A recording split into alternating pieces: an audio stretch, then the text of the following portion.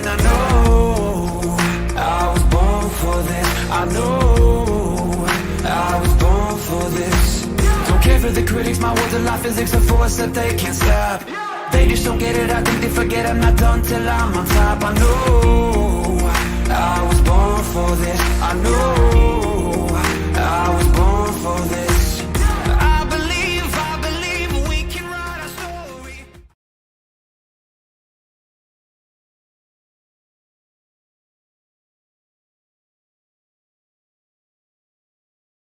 And I didn't start my microphone, so there we go. Bam. Hey, so this is a new series we're going to be doing here, Words from the Wise. This is going to be behind the anchor is the idea, and this is where I get to bring in friends from my career, people that I got the chance to serve with, connections that I made along the way, and just kind of get to know them a lot better, get to know kind of what their interests are, and just kind of hear how things are going for them. It's a great way for me to catch up with my friends, plus a way for them to share their stories with the world. So without further ado, my first guest on this show, or the first series, is my boy Zoe, HMCM retired, retired Master Chief Petty Officer Jose Alonso. What's up, brother? What's up, brother? How you doing? What's up? Yeah, so last time I forgot the video, right? This time, because Hayden, my son, was doing a project on my StreamYard, working on something, so he got it all jacked up. And then this time I started, my mic wasn't on, so I'm in there lip syncing, but it's okay. Nice. So, man, I really appreciate you answering the call to be the first guy on here, man. I'm not even surprised a little bit. You're a wealth of information. And I'm super excited to catch up with you, man. Right. It cut out for a second. I'm sorry. That's okay. I'm sorry too. It's okay. We're gonna go ahead and get started here, though. Zoe, with your family originally came from South America, correct? Right. Uruguay. Uruguay. Tell me about how does that play out? Like, how does your family in Uruguay wake up one day and decide, you know what, we're gonna leave this beautiful South American nation, and we're gonna go to the great state of Florida, right? Is that where you guys landed? Was Florida? We went to New York first, Okay. and then eventually to Florida. So, yeah, I was. I think I actually immigrated here when I was 3. My mother and my stepfather. I consider him dad. The man raised me, but they kind of came to the U.S. to scope things out, right? To look for opportunities, American dream type thing. And I think I had stayed back with my grandmother. So they kind of came, did some recon, got things settled. Saw if it was truly feasible. And then when they were ready, I came with my grandmother. So a lot of my family still is in Uruguay. My real dad, a lot of that side of the family all live still in Uruguay. But yeah, I mean, I think they were in pursuit of an opportunity. They had probably had friends that had kind of made the transition over to the United States and had success. And I grew up. I grew up here. I grew up going to schools. We started off in New York, upstate New York, and then around the age of, I think it was 6 or so, we moved to Florida. It was kind of interesting, right? So truth be told, we were kind of here illegally, and there was risk with that, and then that risk kind of caught up with us in New York, and that's why we had to leave very quickly, without even being able to go to our house to grab our stuff, kind of thing, and head down to Florida. We didn't know where we were going. Kind of threw a dart at a map and ended up taking 95 south, and I remember living for a while in motels in Daytona. I remember my mom finally getting a job. She was a dental technician by trade, so she makes like the fake crowns and bridges and teeth and whatnot. And she found it. She went and interviewed, scouring the newspapers at the time, because there wasn't internet available to us anyway, or widely available. But she was able to get a position. She was able to get an interview and get picked up for this job. So that kind of started things moving. My dad, I think, was working some. My stepdad was working some odd and end construction, tile work, things of that nature.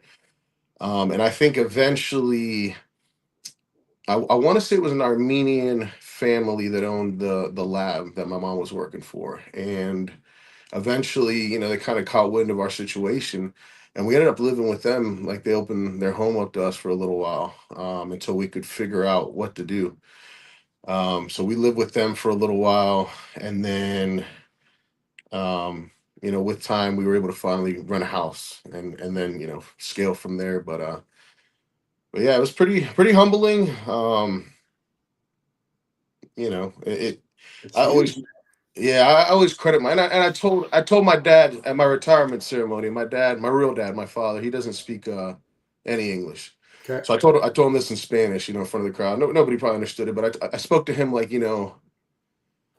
basically like I know that life circumstances, drew us apart, but I appreciate that it, almost like that he let it happen, that he didn't, come chasing after me, or that I would have never had this life there. So it's bittersweet. But my real dad and I, we've always kept it fine, right? Like, I can count on my hands and feet how many different instances I've spent with him in my in my recollectable Right. life. But it's almost like shipmates in the Navy, right? You could go years without seeing each other, and we can catch up on this call like we've been talking ever since. Yeah. And it's kind of how it is. There's no animosity, there's no hurt, there's no um unanswered questions. I mean, if he can come up, he comes up. He came for my ceremony. He came out to Japan while we were out there. Yeah. When we were at Seventh Fleet together, he came out to visit. I'm due. It's my turn now to take the family back down. But all that's good. And then, for my parents that raised me, I always give them credit, because that's what I always saw. I saw it wasn't always struggle, but the adversity, the perseverance, the getting through it. Um, really starting with nothing, nothing, especially when we had to leave New York like that. It was, and being able to, they both went on to have their own businesses. My mom got into real estate and had a bunch of, different houses and properties, and, you know, just this country really can, open doors for you. And if you have that drive, that perseverance, I mean, it's a beautiful place to be. Yeah. No, man, that whole thing, I think it shows how good of a job your mom and your dad that raised you did by how solid you are just in all that. I mean, because parents shape up so much of what a young person is going to be, right? And they just did a great job. And then I think to take the opportunity for them to decide we're going to make a move, right? That's huge. I can only imagine to go from a Spanish speaking country to, I mean, yeah, there's a lot of Spanish speakers in the United States, but it's still not a Spanish. I mean, it's still not a Spanish speaking country, right? I mean, Uh, yeah, you can find pockets, right? I mean, don't get me wrong. I'm in a multi ethnic family, right? So my wife has family members that don't really speak a lot of English, and you can find your ways. But if you really want to break out of that zone, you're gonna have to learn how to really get out there and mix it up. And mhm. so kudos to your mom and to your dads, man. Because it sounds like it was good for everybody. Hey, what's funny is I said something very similar to my dad once, which was, "Man, thank you for just letting me go and not holding it against me Yeah. for going out and doing all the things that I'm going to do, because that guilt could kill you, and that's huge." Now, when you were in Florida, what part would you claim of Florida as far as raised, like growing up? I was at Ormond Beach. I always tell people Daytona, because most people don't know where Ormond is unless they're from Florida. But yeah, Ormond Beach. Went to elementary school there, Osceola Elementary School. Went to Ormond Beach Middle School, and then Seabreeze High School is right there off of A1A. So great place to go. To high school, right across from the beach. Yeah, I'm thinking Embry Riddle, right? Because I'm literally an hour and a half down the road, bro. Yeah. Like, swear to God, from Ocala, Ormond. There's a sign in Ocala. It's like Ormond Beach this way, right? And it's like an hour down the road, but it's an hour down a one lane country road. And when I take the cadets out there to go to Embry Riddle for school for college visits, Yeah. and there's a Bucky's out there, right? And Yeah. that's like the big draw, right? Mass Chief, we're gonna hit Bucky's. you know, big draw. So coming up through high school, coming up out to Ormond Beach, when did you decide you were going to join the service? Oh, a couple things, right? And I kind of always felt like I owed, right? I mean, I came to this country, and don't get me wrong, they worked hard. I'm speaking when I was 17, and all this was going through my head. I hadn't worked really much. I delivered pizzas, right? But like, I saw what the opportunities this country afforded, my family, and I was like, part of me was that. Part of it was, right after 9/11. There was a lot of that in the air, right? The patriotism, the call to service. And then the third one is I really didn't want to waste. I didn't know what I wanted to be when I grow up. Honestly, I was terrified of that decision. And what's funny is, fast forward, 22 years, I still have that fear today, right? Like even though we've done our whole military careers and we're successful, I still don't know exactly where I'm going to land to be what do I want to be when I grow up. But I didn't want to go to college, waste that opportunity, either getting a degree in something because I was going to go and just kind of on a whim, like I don't know yet. So I'm just gonna, what do I do? I dabble here, I dabble there, and then what I'm burning college money that I don't have, that my family didn't have. I had a little scholarship. I think Florida still has it. It's like the Bright Futures Yep. Gold Seal. Huge. I Yep. think I still have it. Last time I checked and called them when I was like getting ready to get out, and you just give them a DD 214 and they'll like reinstate it. But either way, like I still didn't want to do that because I didn't know, and I was like, I need a buffer. I don't want to sit here and deliver pizzas. Again, I had a kind of calling to serve. My great grandfather had served in Uruguay. That's about as close as familially I can tie it to service. But I figured, and then talking to recruiters, it sounded like I had some of those opportunities. Now with recruiters, it's interesting, right? Because they'll tell you. And it was the undesignated program. You can go try this, you can go try that, you can pick a rating. I was also undesignated, so I get it. Yeah. And I was like, that sounds good. They're like, because they're I'm not gonna say they're gonna play to your Yeah, weakness, but oh, you don't want to know what you want to do when you grow up? Well, yeah, guess what? You can yeah. go be a firefighter this week. You You don't can got to play on declare your major right away. It's fine. you can play for the Navy soccer team next week. I'm like, okay, yeah. Mm, mm. But no, it was good. And that's what I need. I was like, you know what? Yeah, let me go in. And what kind of sold it for me is they were able to give me something called a home port guarantee. So I joined out of Jacksonville. Um, I went, boot camp the whole nine, and I was able to get stationed back in Jacksonville an hour and a half from home. So I was like, all right, too easy. And it would give me, the GI Bill. So now if I do go on after this, my first tour and still don't know, and then it's on me. It's not on my parents, it's not on my family. I earned this benefit, and now, at least I'm not hurting anybody. It's just I just got to figure this out. So those were kind of my whys, to be Well, and honest. that's a huge supplementation to the Bright Futures, right? Like if you get Bright Futures and then you get the GI Bill Yeah. and you layer them on top of the other, that's actually a cheat code for kids coming out of Florida that want to just do 4 years of service or just anything that gives them access to that, right? So, Yeah. I man, and now that you've been through the service as many years as you went through and everything you did, how many other times have you heard that same story out of someone else's mouth? A lot. A A lot, lot. right? So many of us, Yeah. bro. Just, I Yeah. mean, I guess for me, the difference was I joined pre 9/11. And so I was actually a Navy recruiter when 9/11 happened down in Clearwater, Florida. Like, I mean, I was a DC-3 on recruiting duty when it hit the fan. And it got to be, I mean, a lot of people that weren't qualified wanted to join right away because they Right. thought we were gonna let everybody in. But yeah, there was an American swell up that I mean, and you never got the chance to see the Navy pre 9/11, Right. right? Right. Which was, I mean, we're going to talk about it today, but the Navy has been on like crack ever since 9/11, right? It's just Yeah. been no nonstop, go, go, go. And I caught the so what I remember catching is the fallout of it.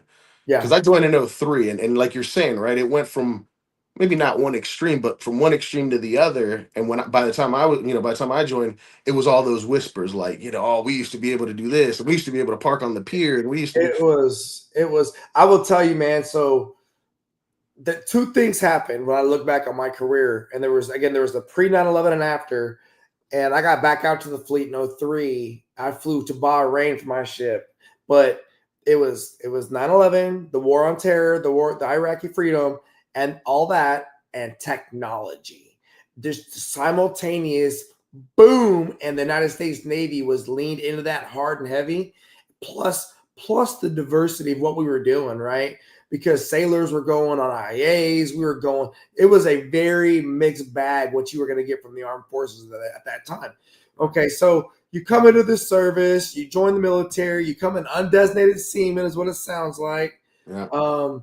I was undesignated seaman as well. I converted to fireman in boot camp because I thought I was gonna be a firefighter. Story for another time. But Yeah. you go seaman and you go to what kind of a ship was your first boat? So my first ship was the USS O'Bannon DD-987, old Spruance class destroyer. Okay, so an old sprue class destroyer out of Mayport, the mob, right, where Yeah. everybody wants to get to, can't no one get to Mayport, and you're going to the deck department, right? Right. Absolutely. Absolutely. Were you first div? Were you second div? Were you We just had the one, and so okay? on the small boys, they just have everybody. They don't do like the bow and the aft. Yeah, we'll divide sides and the Okay. things of that nature. Okay. Um, how long did you come in and eat? Like I came in at E0. I felt like I Mm. came in like an E9. Did you come in with some rank?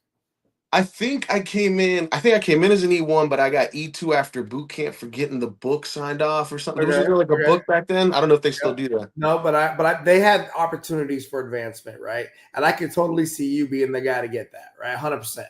You're just that guy that sees an opportunity and capitalizes on it. So you got a chance to get accelerated advancement at some place before the ship. Yeah. And then how long was it until you had to pick a rate to take a test? So that's a funny story. So, okay, so I was stuck in deck, and that's fine, right? I got there. It wasn't quite that you can try everything you want, but yeah, if you were interested, if I was kind of interested in IT, and truth be told, and maybe I'll tell this when we get closer to I'll tell this when we get closer to the corpsman one, but I never wanted to be a corpsman. I'll expound on that later. So so so at the time, you could take the test to become an IT. Shortly after I left O'Bannon, they changed it where they made it one of those where you had to go to school and pass first before you could convert over to IT. But back in those days, you could take like the IT3 test, and if you pass, you were an IT3. Yeah. So fast forward, do a deployment on O'Bannon. We did a med cruise, a decommissioning med cruise, and man, that was one of the best deployments aside from all the Blue Ridge ones, because obviously those aren't even sea duty. Let's be honest, but that med cruise was awesome. And we get back. And we're going to decom O'Bannon. So, we decom O'Bannon. They actually have the detailers come on board, and um, and I come up with my master plan. My master plan was going to be so let me rewind a little bit. On deployment, I was test eligible for third class, Okay.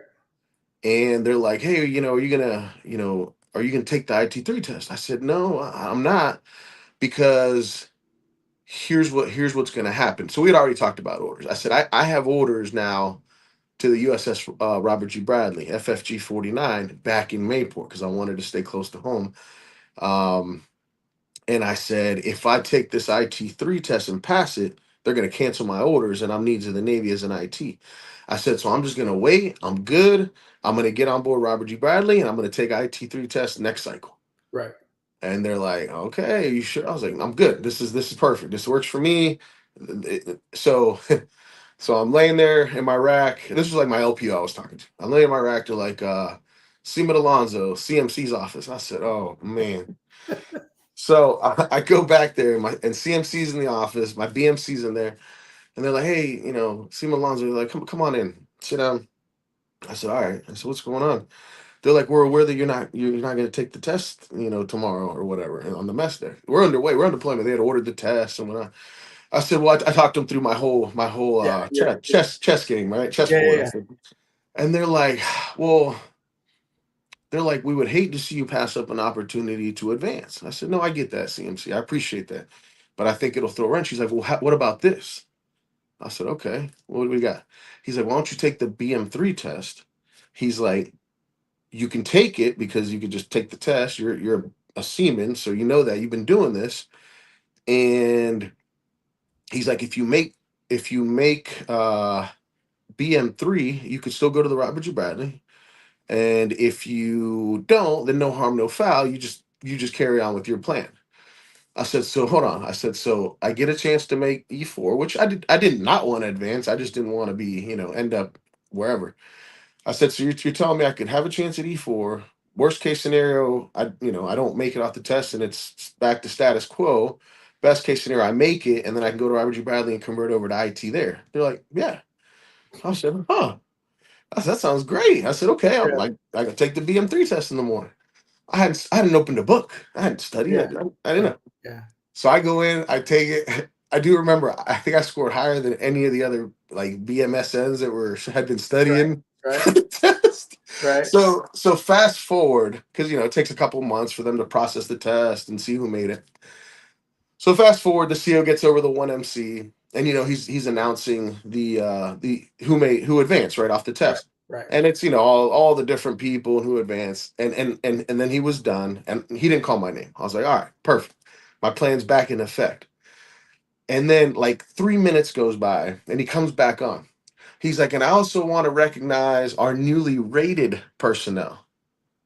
BMSN Alonzo, BMSN so and so, Mm. BMSN so and so. I said, huh. I said, okay, well, whatever. Yeah. Easy day. So, You P&A that Joker. right. Exactly. So now I'm BMS and I don't think too much about it. So, Right. boats mates come like, hey, boats, congrats, boats, you're a boats now. I'm like, all right, yeah, cool. And my LPO and I didn't get along well. So he once I finally see him that day, he's like, hey, you know what you just did, right? I said, what? Because he knew my chess game. I said, no, what's going on? He's like, you're rated now, right? As a BM. I said, yeah, I can still go to the Bradley. I said, oh, you can go to the Bradley. He's like, but you're not taking that IT3 test for like 2 years. Yeah. I said, what? I went right back to CMC's office. I Yeah. said, CMC, what do you where was this disclaimer? So I Yeah. was never supposed to be a bosun mate either. Yeah. Now I love it ended up happening. I went to the Bradley, got all the quals, did all the fun stuff, did counter drug ops boardings in South America, became a good bosun mate. I really enjoyed it. And as a bosun mate, like even in the junior ranks, a lot of leadership, a lot of Wow. responsibility. I was It's raised one by of both mates, man. it's one of those ratings where you're a BM3. Yeah. You The run duty your section. watch In the team, the duty duty. section. Yes. Yeah. So I think that was good for me. But yeah, that's just kind of how that worked out. Not planned at all. It's And and it's something you got to think about when you're giving these guys mentorship and the opportunities. I mean, because we could sit here and I could tell you back and forth about times that happened to me, and it was just exactly. They were not thinking second, third order effects. They were just thinking he could take a test tomorrow for Bosa, no problem. And they didn't come through the portion. But what if that's not what our shipmate really wants to be when it grows up? right. And once you're rated, that lateral conversion piece, you got to get the detailers to even release you to even put the damn package in. And as a seaman, I didn't know any of that. Yeah, you're not going to. And Wow. I don't know, man. That's interesting. Sounds like it. And so you got there BMS and went up to BM2 on board that second ship. Yeah. So yeah, BMSN leaving the O'Bannon, got to the Bradley, smaller crew, all male, tight crew. And Deck is involved in every evolution. I mean, I was landing signalman enlisted, landing the helo, doing chalk and chain at first. I had my own watch section underway, so I was supposed to be to the watch. I just embraced it, and here's the other thing too. Like I said, I had some, it wasn't adversity, but like my leadership in those days when I first joined, my first exposure to leadership at like the LPO-ish level, which is really rubber meets road. I only saw my BMC and my Divo at quarters, and then Right. or if it was like a dangerous evolution, obviously the chief was going to be there anchoring, dropping the hook or something, or towings, or pulling in and Right. out of port. But on the daily, and what I remember, I mean, I checked in my first day on board. I was met by somebody on watch. It was at night, so understandable. They set me in some berthing somewhere on this ship. I never been on a ship in my life. And I'll tell you, I walked that shit for 2 days. Nobody even knew who I was. I'd go eat when I saw food or smelled it. I'd go walk. I didn't even know who to talk to. Yeah. And nobody came looking for me until one day they're like, "Who are you?" and and, and I'll tell you another one. I was trying to get my eSWAS pin, and I will tell you a certain LPO, no names, just but what I was told is basically you can't get your pin because it undermines my petty officers, so you're gonna have to get it Mm, after they're done. I was like, nah.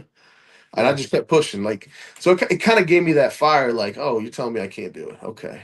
So I got my pin as an E3.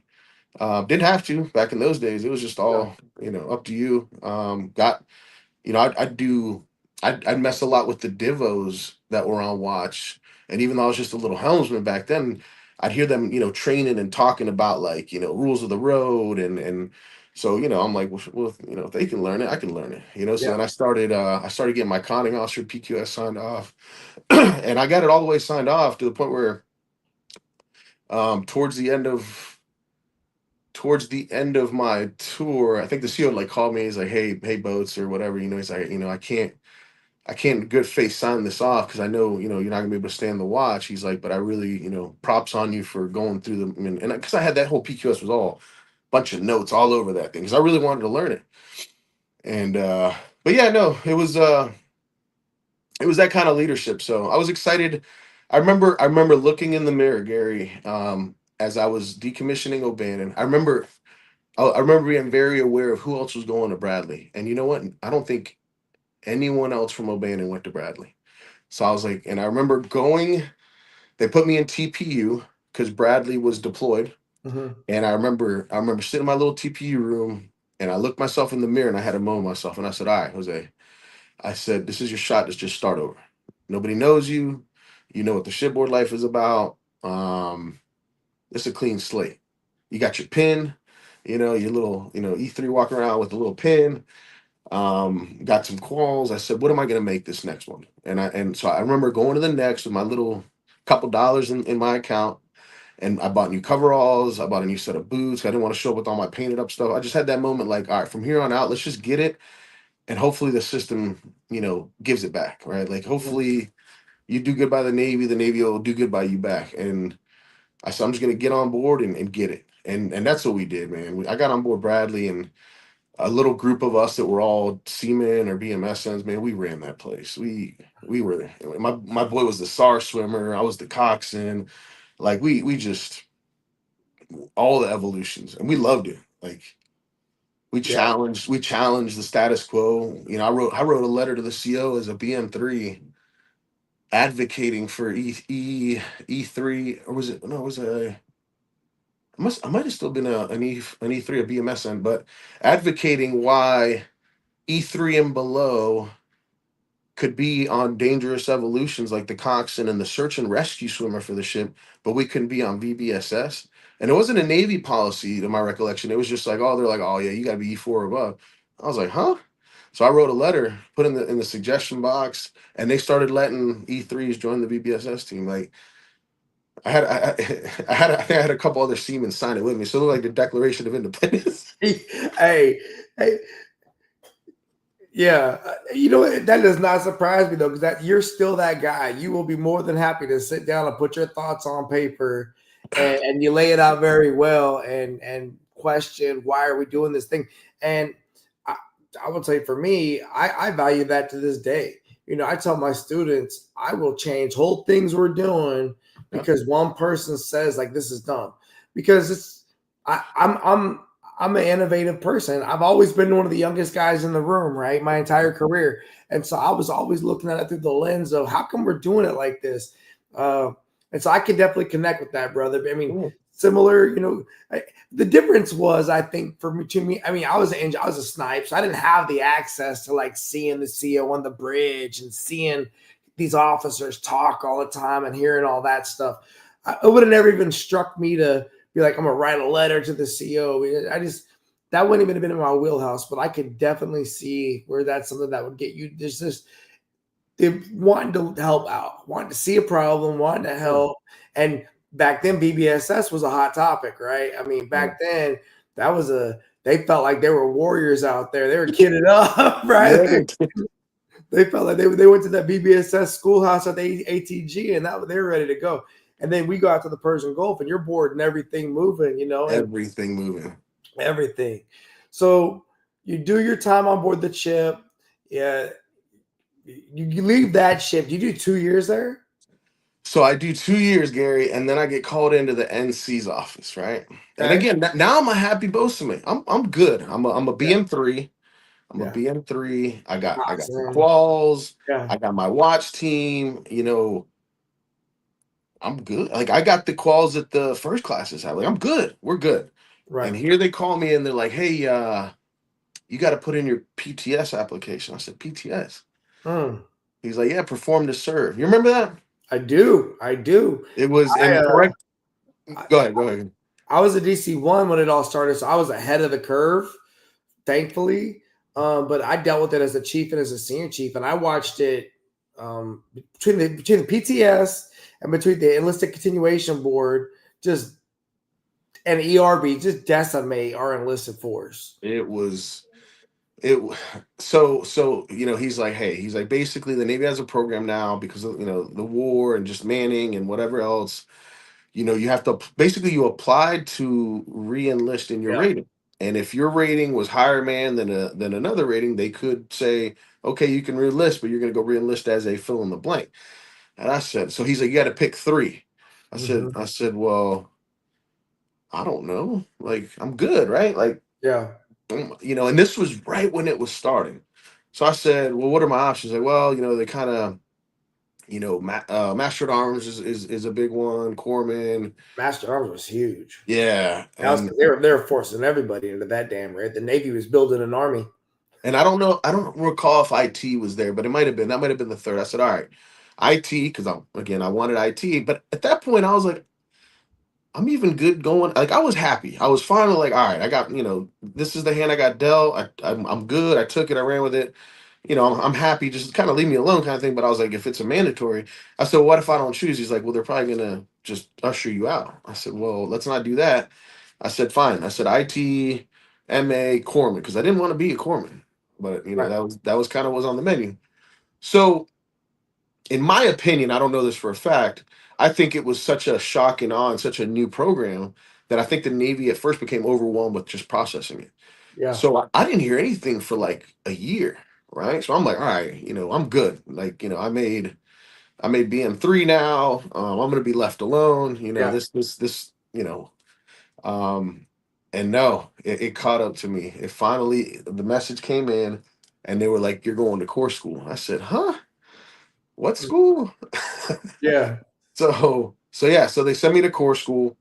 I test the day, so I got to core school a day before my orders had me getting there, so that I could take the test, The HM2 um, test? the BM2 The test, BM2 test. because I, Oh, I because you're wasn't not I wasn't a corpsman yet. got it. Got it. So I show up to Great Lakes. I get to the quarter deck of the schoolhouse. I'm in like civvies because I'm like I just got off a plane, off a cab. This is all kind of last minute to me. And they weren't happy that I showed up in cities. I'm like, all right, it's like 10 o'clock at night. So I got like anyway. So and I'm like, I gotta get a room because I gotta go to sleep because I got to test at 6 in the morning. Right. And then I don't know. It's Fleet kind of like returning you stuff, having right? all that scheduled too, man, where Oh most yeah, people that was a show up nightmare and they'd too. have no clue there's a test I think happening. they I think they ended up splitting the test with me because I just kind of showed up Yeah. because I was like, I don't want to pass up this opportunity because this one I'm not going to pass this up. I want to make Yeah. second. I actually been studying and again, right? So I was like, I think I can make this. So I take the test, I class up, right? And there are a good number of fleet returnees in there that are affected by this PTS. There was I think our senior guy in our class was a AT2, I think he was. So he was kind of like the class, I don't know, Adge or whatever, right? And And this is then up in Great Lakes, right? Great Lakes in the cold, bro. It was August. I was up there August to January. Oh. It was, and this was also the time in history where core school had gone to a virtual platform. So instead of you going and doing like a bunch of classroom stuff. It was a self-paced laptop curriculum, and it didn't work. So they Yeah. were in the process of shifting back to hands-on, facilitated. Which I mean, that's how you got to teach medicine. You can't do Was this still back when we did the 5 vector model and all that crap? Was that still a thing then? this. This was 2006. No, Okay. this was 2000, end of 2007. Okay. Yeah. Okay. Got it. Tracking. Yeah, so go to school, get classed up, um, go through the motions, right? And again, my first 3 months there, we're in hold because there's the backlog. So they have me riding because I was a fleet returnee, third class. They had me riding the bus that would go pick up the recruits from boot camp and bring them to core school, like just odd end jobs. Yeah. And there was so much. Again, you can only lock up so many hundreds of 18, 19, 20, 21 year olds in this rundown barracks, and there was just, and then for nothing for them to do because they're on hold. There were so many issues. Yeah. It was bad. So go through school. Halfway through school, the results come out, and I made BM2. So I was like, yes. Yeah. That was a blessing and a curse because it was great that I made BM2, but that just meant now I'm coming out of the gate as an HM2, not Right. knowing anything. And the reason it matters so much to me, Gary, to take that test and make it was because who was I going up against? I was going up against all these war heroes with stacks like this that had just done Iraq, Afghanistan with the Marines. I was like, how am I ever going to beat those guys? Yeah. I said, so I got to get it now, off of being a BM, and then we'll figure out first class when we get there. Yeah. So yeah, finished school, and they're like, hey, you're going to Naval Hospital Jacksonville. So I got the Naval Hospital Jacksonville, and Wow. that was a shell shock for me. Um, I will tell you, I will tell you, me and the civilian nurses did not get along. Because you're a Bosa mate in the hospital corpsman body, man. Like, bro, bro. I remember my first night shift. Right, they put me on the floor, and my LPO is he's an HM3. I'm an HM2, but they're like, hey, you don't know anything, and I'm like, no, fair. I yeah. said, train me, put me somewhere. So they decided to put me up in a multi-service unit night shift. I said, okay. So, I remember the end of my first shift, right? And I huddle up all the corps. Hey, all the corps, we're gonna huddle. We turn over 7:45, 7:30. We're gonna huddle. And I'm like, all right, we got all the garbages out, we got the rooms wiped down, y'all sweet. And they're just looking at me like I'm crazy. And I'm like, what's going on? They're like, no, we got like janitorial services that come and do all that. I said, oh, janitorial services. Yeah. They're not doing a very good job. Like, Right. I said, but it was just blew my mind that we wouldn't reset the room and field day before we go home, or before we're off. So okay, so I'm learning, right? I'm walking through the hospital, like HNs have like their names on office doors. Like it's just wild to me. And then in the medical community, and you've seen it.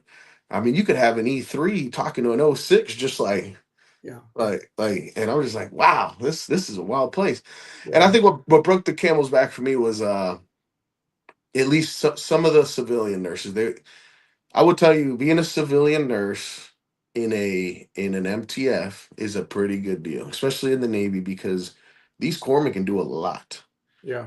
They can do a lot. They can do IVs. They can draw labs. A lot of things that they maybe probably couldn't do on the outside, they can do. So you get different batches. You get nurses that take advantage of that, and you get nurses that encourage that and train and mentor. And the ones that were the prior, oof, I would go head to head with them, and I always lost. I lost. Because go back to my chief, and I'd be in my chief's office. I remember showing up, Gary, to my first summer whites uniform inspection. Um, and I roll up, and it looked good to me, right? Shipboard ready. And I got tore up. They're like, what is those black marks on around your waist? I said, well, that's from the gun belt from, quarter deck, what was the watch on the quarter deck? Petty officer of the watch? Yeah.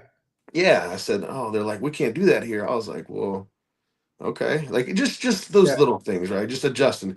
I remember they issued me my camis because I was attached to Naval Hospital Jacksonville, but I was part of the EMF, the Expedition Medical Facility. So we could be like activated to go build a field hospital. So I was part of that. So you get there and they issue you like these combat boots and it was the old desert camis, not the Marpats, but the old woodland ones, right? And I remember my first day wearing them because we are supposed to wear them on Fridays, I believe. And I show up and here comes my chief. He's like, Alonzo. He's like, get in my office. I said, what's going on, chief? He's like, are your pants tucked into your socks? I said, yes, chief. I said, well, how are you doing yours? He's like, you don't have boot bands? I said, chief, what the hell are boot bands? I Yeah. said, I've never worn camis, man. I Yeah. think that was the moment that it synced in for him. He was like, dude, I'm not an HM2. I'm a BM2 that has a caduce up here now. I don't even know how to put a Yeah. band-aid on it. And I guess I'll tell the story now. Like the one thing I didn't want to be as a kid, you ask any of my parents, they were like, he did not want anything to do with blood. That was my like just anything but blood. And where do I end up? Corman. Like you Yeah. can't make it. And again, right? You roll with the punches. Um, Eventually, I guess through some of the stuff with the civilian nurses, and then me being more of a fleet kind of sailor, and then the multi-service unit was okay, but it was like a lot of nursing care. It exposed me to some meds that the nurses would hang or push, but it just wasn't like more of that tactical corpsman, first aid, sick call. So they came up with a good idea, and I thank them all to this day for it. They're like, "Hey, we're gonna just laterally move you over to the branch clinic at NAS Jacks, right down the road." They're like, "You're gonna go work with a bunch of IDCs. They're gonna mentor you, and you're gonna get a lot more hands-on and exposure." I said, "Well," so I did kind of. It wasn't officially a split tour. It was just it's just kind of how it worked out. So they let me go Yeah. over there, and that was the best thing that could have happened to me. Those IDCs, man, they challenged me. It was a look it up. It was a okay. Now you looked it up. Okay, when you see it next time, now present me the patient. What med do you want to use? Why? And they let me get hands on. And then once we built that trust and I built experience, I remember my first day there. I brought all the corpsmen in. I said, "Hey, I might be an HM2, but I said, I don't know anything. I said, I don't know what's anything in that medical case that we have back here in the acute care clinic is. I said, I need y'all to help me, bring me up to speed, train me, show me the ropes. I said, I'm here to be whatever y'all need me to do, we'll do, and let's just be a team." And they were awesome, man. Those corpsmen there, it was night and day. Like they wanted to help me. They were excited to like be training the HM2 up. I mean, and I just kept it real. Like I'm not gonna show up day one and be like, Yeah. oh yeah, I'm in charge now. Like Were eventually there I a lot of became. shipboard IDCs? They were all shipboard guys. It was all surface IDCs. There was as I think through, there was probably like five or six that I went through during that tour that would either come and go or turned over. But getting exposure to all of them, all their experience, the different mindsets, how they did business, what tours they served in, and then they were also the ones that got me to IDC school. I Yeah. was supposed to go to Camp Lejeune is what I was told by the NC. They're like, "Hey, at Camp Lejeune." I said, "Well, I don't want to go Camp Lejeune. I want to go to IDC school." They're like, "You're not eligible because you're a time and rate." I said, "Well, okay." And they wanted me to go to Camp Lejeune Greenside. I said, "Oh my God, here we go again." Yeah. One of my chiefs picked up the phone, advocated for me, got me to fill out a 1306 to extend what I needed to extend to be able to go to IDC school. And then I had to interview with the master chief that was like the director of branch clinic SEL. He was an IDC. Was he? Uh, What was Jake Joaquin at IDC school when he went up there? Joaquin, um, Filipino HMCM IDC guy. I don't know. Remember him? Because he went from ATG San Diego to IDC school right about that same time you went there. So you had to get on the phone with the mass chief I had to in person. in person. In person, he came to the clinic, and he's like, why do you want to be an IDC? Okay. And just and then he talked me through. He's like, hey, this is what the job is.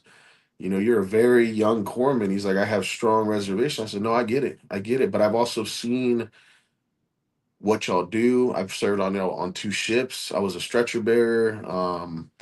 You know, I want it.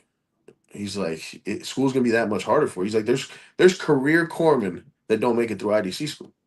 I said, no, I get it. I said, but I'm not gonna fail due to lack of trying. I give you that word. I might not be smart enough for it. I don't know.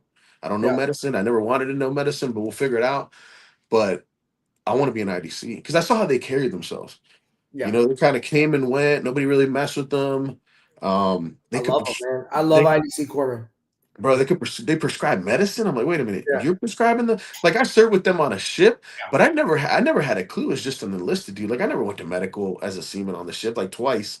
I always thought there was like some officer that was like the doctor. No, and I was like, whoa. Like once it all finally clicked, I was like, and you guys get to stay operational, and you guys Yeah. can get stationed all over the place. And You it's run an your own elite medical department. group, I said, man. They are an elite group inside an elite rate because the hospital.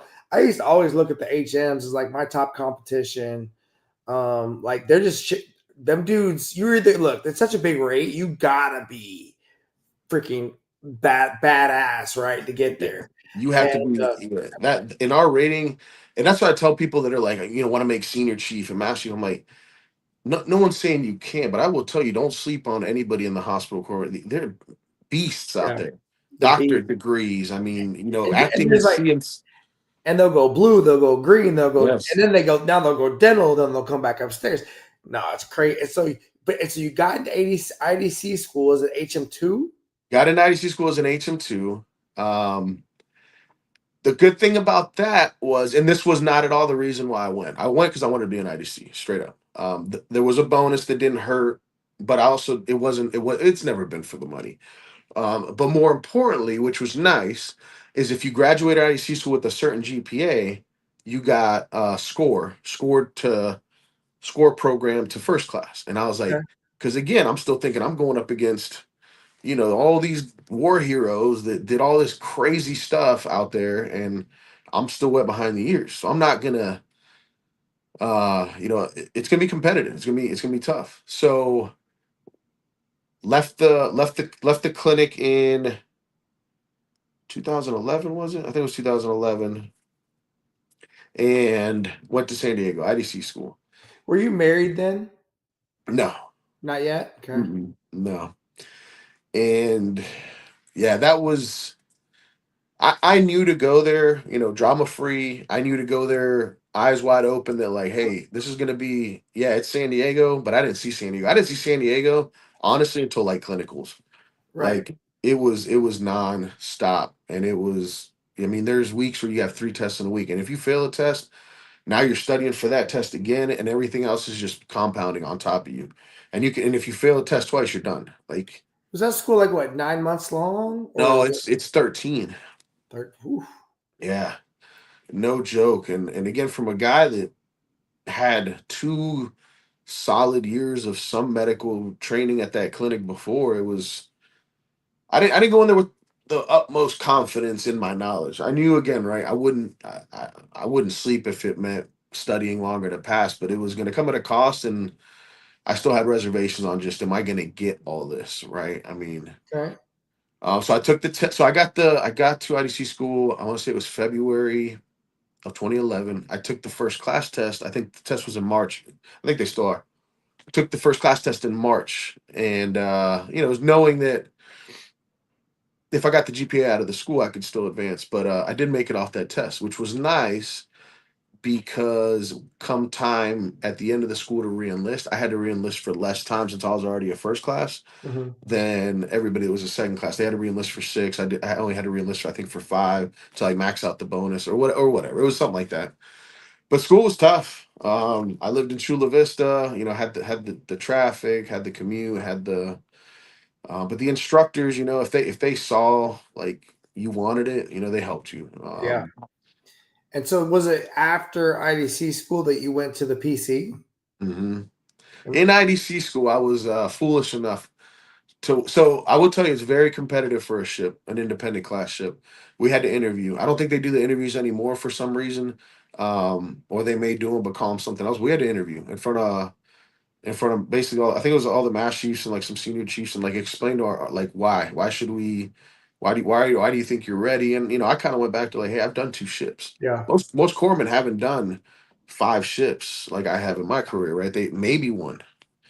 And so I was like, I know the life. It doesn't scare me. That's my element, right? And I would love to have my own medical department. I definitely don't want to go someplace where I got a bunch of, at the time I was kind of jaded, but a bunch of civilian nurses and Mm. people breathing down my throat. I just want to just put me where you need me, and I got it. I got you. And it was competitive. One of the guys in our class, the number one guy, got a DDG. I think I was number 3 in the class, if I remember right. I got a PC. Number 2 might have got there was a couple mine sweeps. And that was it. There wasn't a lot. Yeah. And I'd foolishly said in school, I said, I want the most broken ship, and I just want to get there and I want to make it my baby. And you know where Really? so they flew me out. So graduate IDC school, they fly me out to Bahrain to meet not my PC yet, but my PC crew. I didn't know that they were doing the rotational crew Right, thing. right, right, right. So we're embarked on Chinook, and my crew's getting Chinook ready for insert, right? So we do a couple months out there. They had done a little bit longer, but I met them out there. I do a couple months out there, and then we fly back. And we're supposed to get, I forget which PC. We're gonna get this PC that was like in really good shape. They wanted us to do I think it was like the War of 1812 up like to the lakes type little cruise, and it was gonna be more than anything like a public affairs, Right. rodeo. We're gonna stop at all these places, um and then they're like, nope, change of plans. They're like, you guys are gonna become permanent crew of USS Thunderbolt.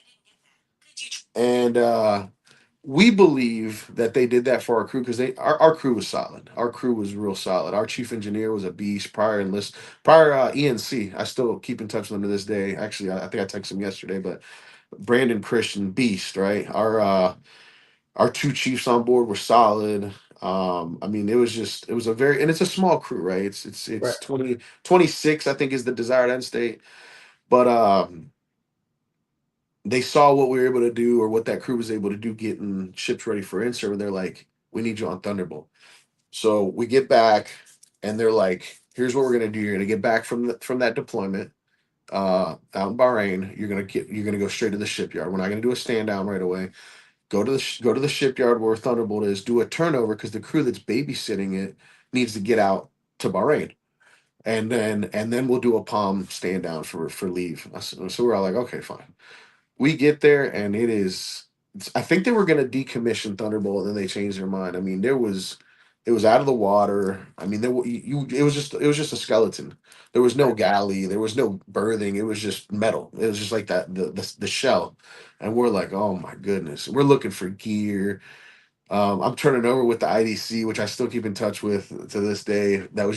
That was there, and I was getting mad. Right, I was like, "What do you mean you don't know where this? Where's the log for this? Where's the heat stress log? Where's the heat stress monitor? Where's Yeah. where's all the stuff?" He's like, "I think it's in one of those comic books." I was like, "Bro, I think really?" I Yeah. said, "What have y'all been doing?" And he's like, "Hey man." He's like, we've only been here for 3 days babysitting until you guys got here so we could go. I said, oh, Oh, I said, all right, brother. I see the sandwich that's coming. I said, all right, I got it. And yeah. and then what do? You just rebuild. Hey, what's really here? What's not? Putting in, budget requests to get all the medical back up. But it was, You know what? Truth be told, I've never personally gotten a good turnover. I've given some damn good turnovers, but I've never gotten a turnover. And as I look back in my career, honestly, I don't think I ever really needed one because I'm that guy that would take the watch and verify everything again myself, anyhow, right? right. Um, and so I think there's just, and that's a surface Navy, it's a surface, I think that's a surface sailor attribute, right? Mhm. Like when I look at the best of the surface Navy, the guys that I really looked up to, they controlled their watch station from the moment they had it. And really, I learned that watching the SWOs, man, they would take over and they wouldn't really judge because Chiefs can be emotional beings, right? We'll freaking hold it against them. We'll be a little petty about it, whatnot. The Swells would just be like, they had it, I got it, Yeah. whatever, and then move on. And so I really respected that. And the more senior I got, the less I started to expect from the person I was turning over. And the more I just tried to give grace on like they were just surviving. Yeah. They did, I'm gonna give them the benefit of the doubt that they did the best that they could do. Mhm. I'm at bat now, and let's ready, set, go. Right? Because you don't really get nothing from really being pissed off about it. And oh, by the way, it's always better to make it look better if it's not good. Yeah. whenever I would turn it over to something that was good, like, brother, you got to keep it up here. Good luck. Like, Yeah. good luck. And that's a challenge, right? I've never gotten that opportunity, so I can only imagine. But there you go. So you're on the PC, you're in Bahrain, and you're no longer rotating. Right. We fly back and they give us Thunderbolt. The chief engineer, Chang, You fly back to the States. to the States. We take it in A&A shipyard in Portsmouth, Virginia. Okay, so now you're in Portsmouth in a shipyard, rebuilding a ship that was essentially getting decommed or something. Now they're bringing it back alive. Yep. So we and What was it the is. mission that required the PC to come back to life? I think they just wanted a more cost-effective presence in the Gulf. I mean, Okay. they all ended up going back to Bahrain. Some that wasn't going to task a DDG that had greater capabilities. It could be used elsewhere. Something to wave the flag and Okay. answer all bells out there. But I remember Brandon, the chief engineer. He's still in. He just got off being the chief engineer for the WAS. He's with InServ now, but great dude. And he called me and he's like, he's like, HM1, kind of like, what are you about? We talked in his office. He's like, well, here's what I need. He let me talk for like a minute. He's like, this crew's kind of gotten a little bit complacent. Lately it's been coming out here. They fly here. They throw them all in a villa. I guess the one they had done out there prior to the Chinook ready, they were just babysitting like a ship that was in the yard. So not a lot. They kind of got a little lazy or whatever. He's like, here's what I need from you. He's like, I need your support. I need you to re-rally the first class mess. I need you. He's like, because on here, he's like our divos, Yeah. the department are our department heads, what he told me. Yeah. He's like, and they're JGs and mainly JGs. And Yeah. he's like, my chiefs are my divos and my first classes are my chiefs. He's like, that's how it is. He's like, because we're not many. He's like, so that's the level that I need everybody thinking one above. And I took that to heart. I Yeah. said, all right. I said, I got you, sir. I got you. And we rolled out. And I will tell you, Gary, I got to Thunderbolt in February or March of 2012. In November, I got the number one EP. First report on board with a 9-month eval. Like, I was humbled. I was, How in many the Navy, first classes were there? 5 or 6 of us, I think. Okay. Wow. As you keep talking about Christian, I served with him in Farrier Firefighting School in You North. went to your ceremony leaving 7th Fleet, Yeah. if you remember. Yeah. Yeah. And yeah. So as you were talking, I remember that name and I was like, oh, yeah, I served with that dude. And then, yeah, we saw him again in 7th Fleet as well. Yeah. Solid guy, man. Yeah. Definitely. Solid guy. So you got there. And what's cool about that, bro, is you got recognized immediately upon making the impact. And look, that's so many hot runners from at least my career that I've either for my own journey or the people that I've seen get opportunities. That's what happened, right? They hit the deck plates running, and you could not do nothing but recognize it, right? And the only thing I would ever think is just please don't run into anything too crazy because you're going so fast. It's like the Flash, right? You're just and you've got the vision, you've got the perspective, you know where you're going. And oh, by the way, the peers weren't even prepared for what was coming. And I appreciate it because too, right? There's sometimes that you really put your heart out there and give it all, and sometimes you don't always get reciprocated, and you don't always have to, because Yeah. that builds character too, and you don't do it for the recognition. But damn, is it nice when it does happen, right? And that's always how I've looked at it. I'm like, I always keep my radar's always spinning for who I need to make sure that happens for. Like, well, and to your point, man, like that's a priority for me throughout my career. I made chief early, right? Off of an early EP eval. And I took the test for LDO purposes. I wasn't even up for chief. And the CMC comes in and he's like, hey, Wise, what the hell? Why don't you want to be a chief? I said, Master, I'm not up for chief, so I'm going to take it for LDO, drop LDO papers. And if I don't make LDO, then next year I'll go for chief and LDO, right?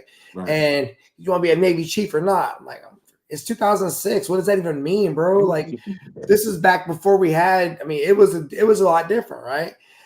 And actually, it was 2005. I put on chief in 06, and he's like, well, Come back a couple days later and gives me a paper and says I'm now board eligible. He was a former PNCM that went CMC, got me a time and a rate waiver approved, and I was up for chief. And I made chiefs. I was only a first class petty officer like 18 months, right? Total time and rate. But my first eval as an E6 was number one first class petty officer on an LPD, right? And as a DC1. And I just ever since then, though, once I became a CMC, bro, I was looking for those junior first classes that I could throw those bones to, and I was helping them promote because I knew we needed those young chiefs in the mess that were going to bring that perspective that some of the older guys didn't always have. Because I know that you know once you get in the mess and you come in a little bit younger than everybody else, the lens is different, right? Mm-hmm. And so you make chief on the PC, right? Or no? Yes, you make it there. Mm-hmm. Yep. And you go from there to what was it, LCS run after that? Went to LCS run to kind of stand up LCS run 2 in Mayport, Florida. Mayport, right.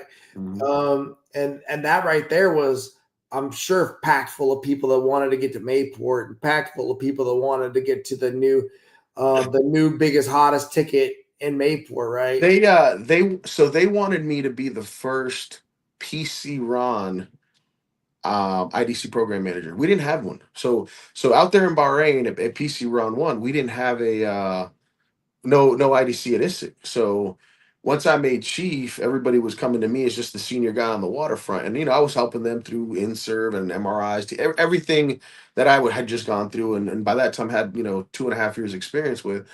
And they Surflant really wanted me to be the first. It didn't work out for whatever reason with the detailer, not sure. But come time for me to leave the PC, they were like, "We're going to get you on the team somewhere in Surfland. So just stand by." So back when Surfland had the debt in Mayport still, they were the ones overseeing. And for those people that are watching, right, MRI is like a medical readiness inspection, right? Right. And so essentially when they come on board, they check all the medical readiness. And so you got to LCS run, what was that, like 2013? It was the beginning of 2000. So I flew back. I got married right before. So just to rewind a little, we took over Thunderbolt in the yards in Portsmouth, got her fully up and ready, put her in the water, and then they home port shifted her to Bahrain, and that became our permanent hole.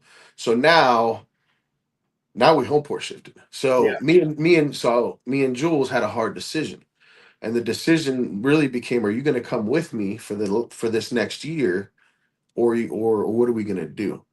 And she found a year-long, or I think it was just over a year-long nursing program in over there in Virginia, like Chesapeake area. And I was like, why don't you just stay back? I said, let me focus on, it's not going to be that fun in Bahrain, right? Like, I mean, so you met Jules while you were in the yards on Portsmouth? Excuse me for cutting you off. I had known Jules since the clinic.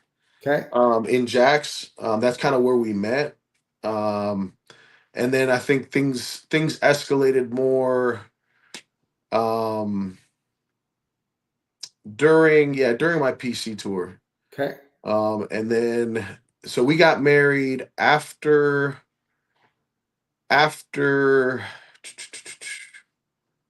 the Chinook stuff, but before I actually went to Bahrain to get basically stationed there. Okay. So we got married in 20. The clock's ticking, Zoe. Yeah, 20.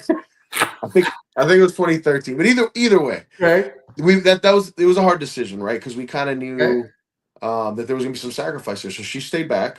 Okay. She stayed back, and I went and I said, let me just go all in. And I think that helped, right? Not to say that it would have been a distraction. Yeah. But there was not going to be a lot of time in port. Those PCs, they can pull themselves away from the pier. There's no tugs. I mean, when a hot rain hits, that's what 24 months if you go accompanied. Vice only a year. It was for those that don't know. I used to catch a lot of shade after the PC tour. Oh, you just did a PC, brother. If you haven't done a PC, you can't tell me all I did was a PC because I thought the same in IDC school when I got those orders. I was like, oh, 196 foot long, a crew of 26. How hard can this be?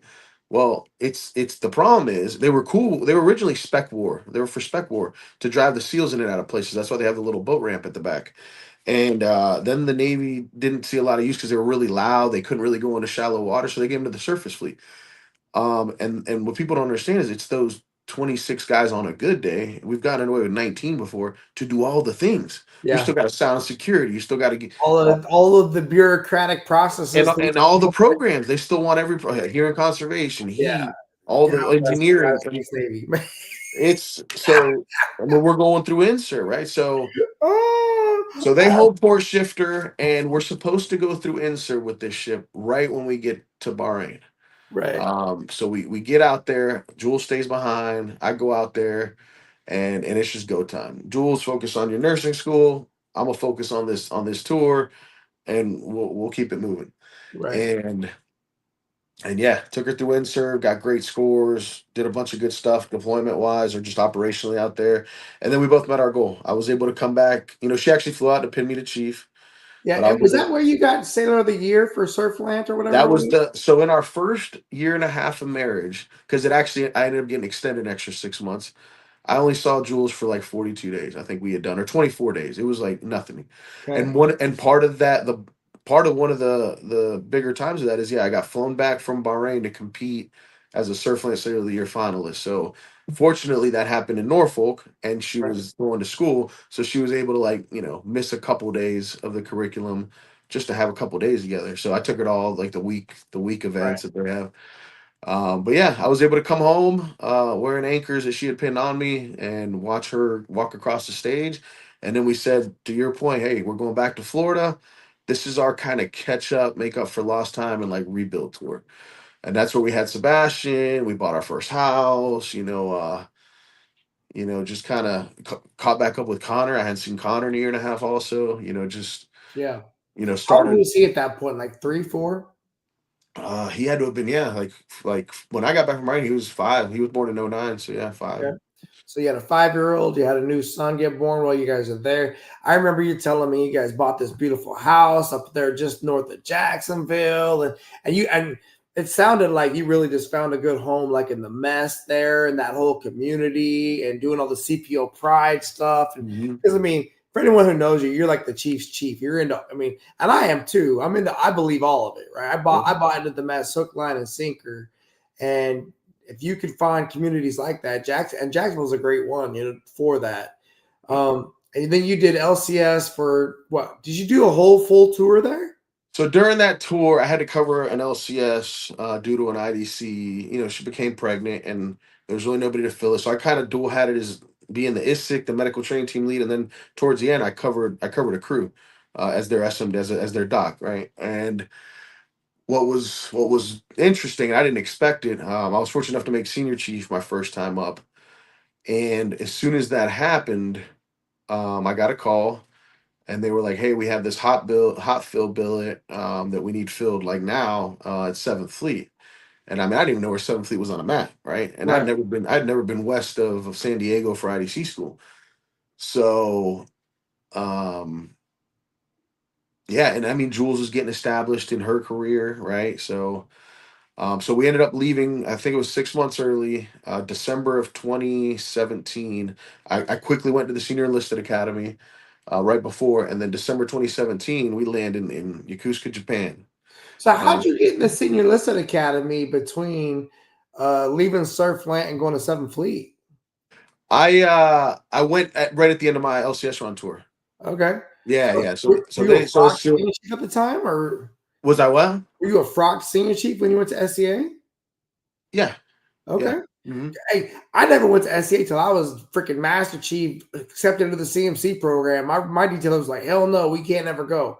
Yeah. So, I mean, you make it sound so easy, like I was just so blessed to make Senior Chief, but I know you had to have some serious mentorship in there. You had to have some serious strategy because you don't just accidentally make freaking Senior Chief, bro, I especially not a hospital corpsman rate. I think the time at LCS run didn't hurt, being that it was new and building it up and stuff. But if I'm honest, that PC tour was the hardest tour of my life, and I will tell you the things that you're able to do on that on a smaller unit that still needs all those critical watch stations filled. If you have trust, if they trust you, bro. I mean, I submitted my OD underway letter all the way up to Master Chief, and it was Right. a first class That's petty huge. officer letter, right? That's huge. Yeah. Um, you That's know, huge. and just the knowledge to get that done, right? I mean, having already had the conning background from when you were a bosun mate, but having the wherewithal to know, like, hey, this is going to be, and like you've sat the boards before, you already know, okay, I'm in a category above a category because I'm an IDC, and then I'm an IDC that's done a C tour, and then I'm an IDC that did a C tour, and I got in rate quals, oh, and I got sustained spirit performance, and I'm so okay. And look, I remember looking at your record when we first met at Seventh Fleet and just being like, "Go!" I tell these people, I tell these senior chiefs, and I'm like, go get your CDO call. I mean, the letter for CDO and AWO literally says you were granted weapons release authority. The CO's trusting you, and again, he and she, because I had one of each. I mean, they were trusting me to go home in the Fifth Fleet AOR to their villa to sleep, to decompress. And HM1 Alonzo had weapons release authority. I was a senior person on board. Like, we don't even have enough chiefs to cover the 3 duty sections. No, I think that you're right, and so, but I also think definition of sustained superior performance, right? As you're hitting that, and the other thing I will tell you is that as I look at the whole peaks and valleys concept, right, and I always give this training when I was still in active duty. I'm like, look, here's how the hot runners start to hit it, though. We'll get hit on the up and on the backside down of that peak, while everybody else is waiting to hit the down and then go back up again. But because strategically, that's how we layered it up, right? And when I look back on my career, because I went to a ship as an E5, I left it as a chief. Went to another ship as a chief, left it as a master chief, right? While everybody else was like, "How the hell did you do that?" It was that timing, right? That timing's right, and having that strategy going into it. So you guys get to Seventh Fleet, like you said, you didn't know where it was going to be. That was another interesting one with phone calls. I've noticed that was a trend in my career. I had to have a lot of phone calls with people signing off on me, and Right. and this one, I had to talk to the Pacific Fleet Medical Mass Chief. I'll never forget the call because I called him the wrong name when he answered the phone, so it didn't start well. And I'm a brand new senior chief, and I'm like, hey, I was advised to call you. Just want to let you know who I am, a little bit about me. He's like, well, I have no confidence basically, I have no confidence that you have the right pedigree to go out to Seventh Fleet and be ready for this job. I said, well, I'm not arguing with you. I said, but I can tell you that it's not going to be for a lack of trying. I said, Yeah. my goals are to give it my all, to communicate frequently and often. I'm probably going to ask you a lot of questions. I said, but I'm here to do the job. And yeah, I mean, it ended up going through for me, and then I was, I knew I was underprepared to go from being a first term IDC on a PC to, kind of an ISIC slash ATG role, because LCS around the time was dual hatted. They would train you and certify you, and it was also kind of like an ISIC, but to then Seventh Fleet, I didn't really even truly understand the concept of what that job was, right? And it Yeah. was, so, and then we get out there right around Christmas time, so everything's closed. You can't leave the base until you get what is it, the AOB brief or whatever. Yeah. So Yeah. we were stuck on base for like 3 weeks, living Yeah. at the Navy Lodge with 2 dogs, 2 kids, well, a baby, a middle schooler. It was. We got there like exactly the same time. I must have been right behind you there because we drove up from Sasimo right up to there, right during Christmas break, right? And we started the ship. Right. And so I thought you'd been there longer than that, but I guess not. You were just right ahead of me. Right ahead of you, yeah. Okay. We were still So, working because you got there when we were still working out of the towers. oh yeah. You remember that? Actually, I got there when they were closing the towers down and we were Okay. moving back up to that building on the hill. So I never had the tower. I closed the towers out. That was part of one of my initial jobs was Yeah, I to remember. make sure we were out of the towers, get everything closed out, and working with Parsons, right? Jopa, who was the flag sec at the time, who's a phenomenal human being, right? And the chief of staff at the time, Mr. Griffin, right? Cause Griffin, who's also another phenomenal human being. Yeah. That dude, man, that dude's been solid for me. I'll tell you what, he is a solid shipmate. Yeah, but that was when I got there. So at Seventh Fleet, right? There you are, S3, right? You're working for a 3-star admiral, post Fitz McCain, right? Which is, when I came over there was post Fitz McCain. I was deployed the whole time they were all deployed on the Ashland, but Thank God we had some challenges with the Marines off the Osprey off of the Green Bay, but nothing. But I was deployed at the same time. But then the waterfront and at the Seventh Fleet, especially after Fitz and McCain, how was that coming in? Because I remember mental health was like Yeah. boom. Yeah, that was high on the list, man. I mean, we would go to some of their group sessions. We would go out with some of the psychiatrists or going on board some of the ships to do like reintegration type exercise, taking them back down to the berthings. A lot of mental health. Um, you know, my personal opinion, again, not speaking for the Navy or decisions, but I think breaking the crew up and then dispersing them across other units. Um, I think that was a significant factor for them, right? Because Yeah. think about it, now you're starting from scratch. You could have been a hot runner, next in line for a certain eval, or and now you're coming from a place that had some adversity. They're probably going to question every qual that you have. They're probably going to make you recall and everything. You're starting back from a new summary group.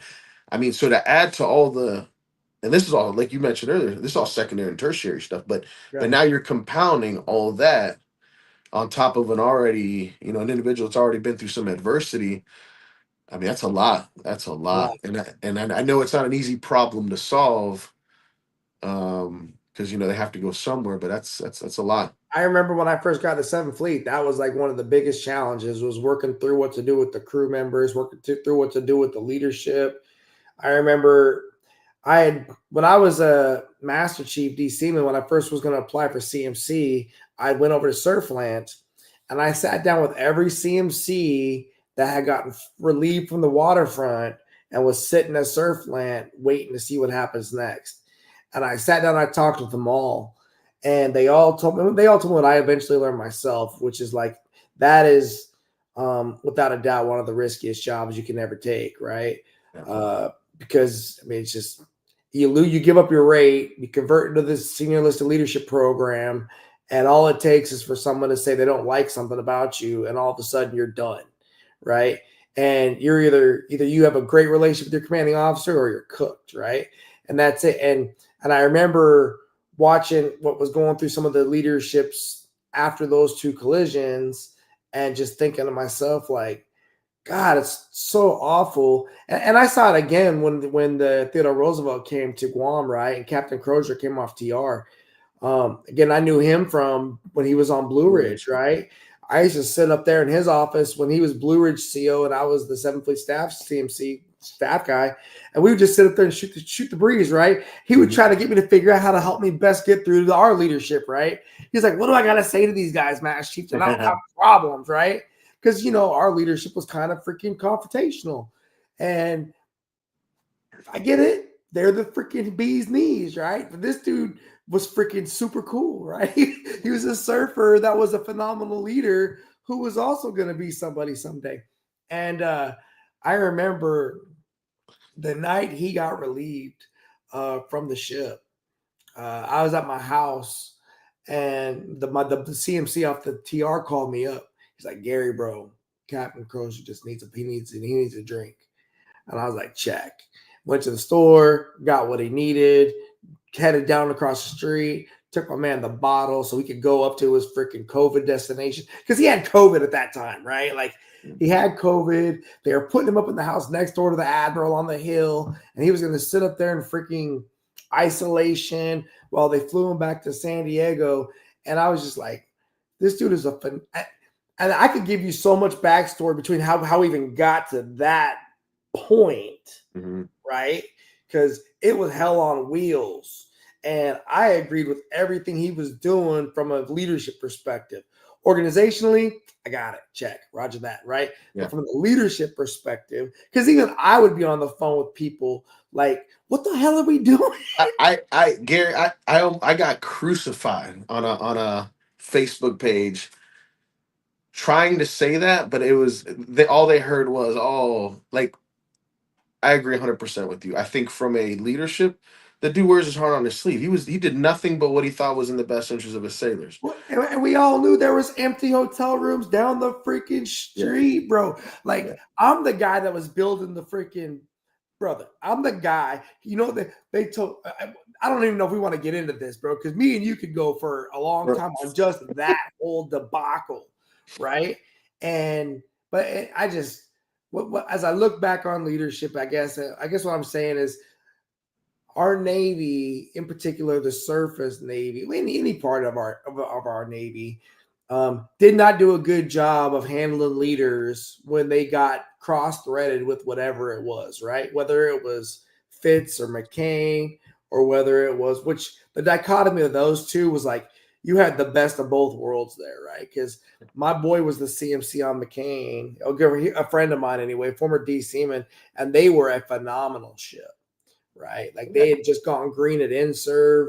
They had it was a culture issue. I mean, when the I'll tell you, I was still at Mayport at LCS run when that was happening. To me, it was sobering. well, Truth be told, there were incidents that I lived through at Fifth Fleet as OOD on the way by myself in the middle of the night on this bridge with like my little QMAL, because there's no conning officer on a PC, there's no lookouts on a PC, you don't have enough people. Sobering to the point where I was like, that could have been us. And there were some nights where it almost was us. That radar doesn't work the greatest sometimes, right? And with the amount of dials that are all over the place, you think rules of the road are a thing out there? It's a wild west. I mean, to me, it was like, wow, like we're not invincible. Like that could have easily. it's a dangerous job, bro. It's a dangerous job, and so we were deployed that whole same time. And I will tell you, complacency is a human natural default setting, right?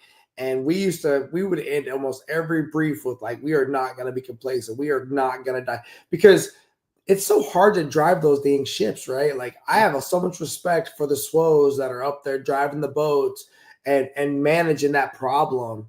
And my heart still is broken for the people that went through all that stuff that they went through just because people lost sight of what was going on. And and the other thing I would tell people, because, we caught a lot of hell for that in the Navy. 7th Fleet caught a lot of hell for that in the Navy, right? Everywhere we would go, there would be a lot of shit talking, essentially. People saying basically, what the hell's going on in 7th Fleet?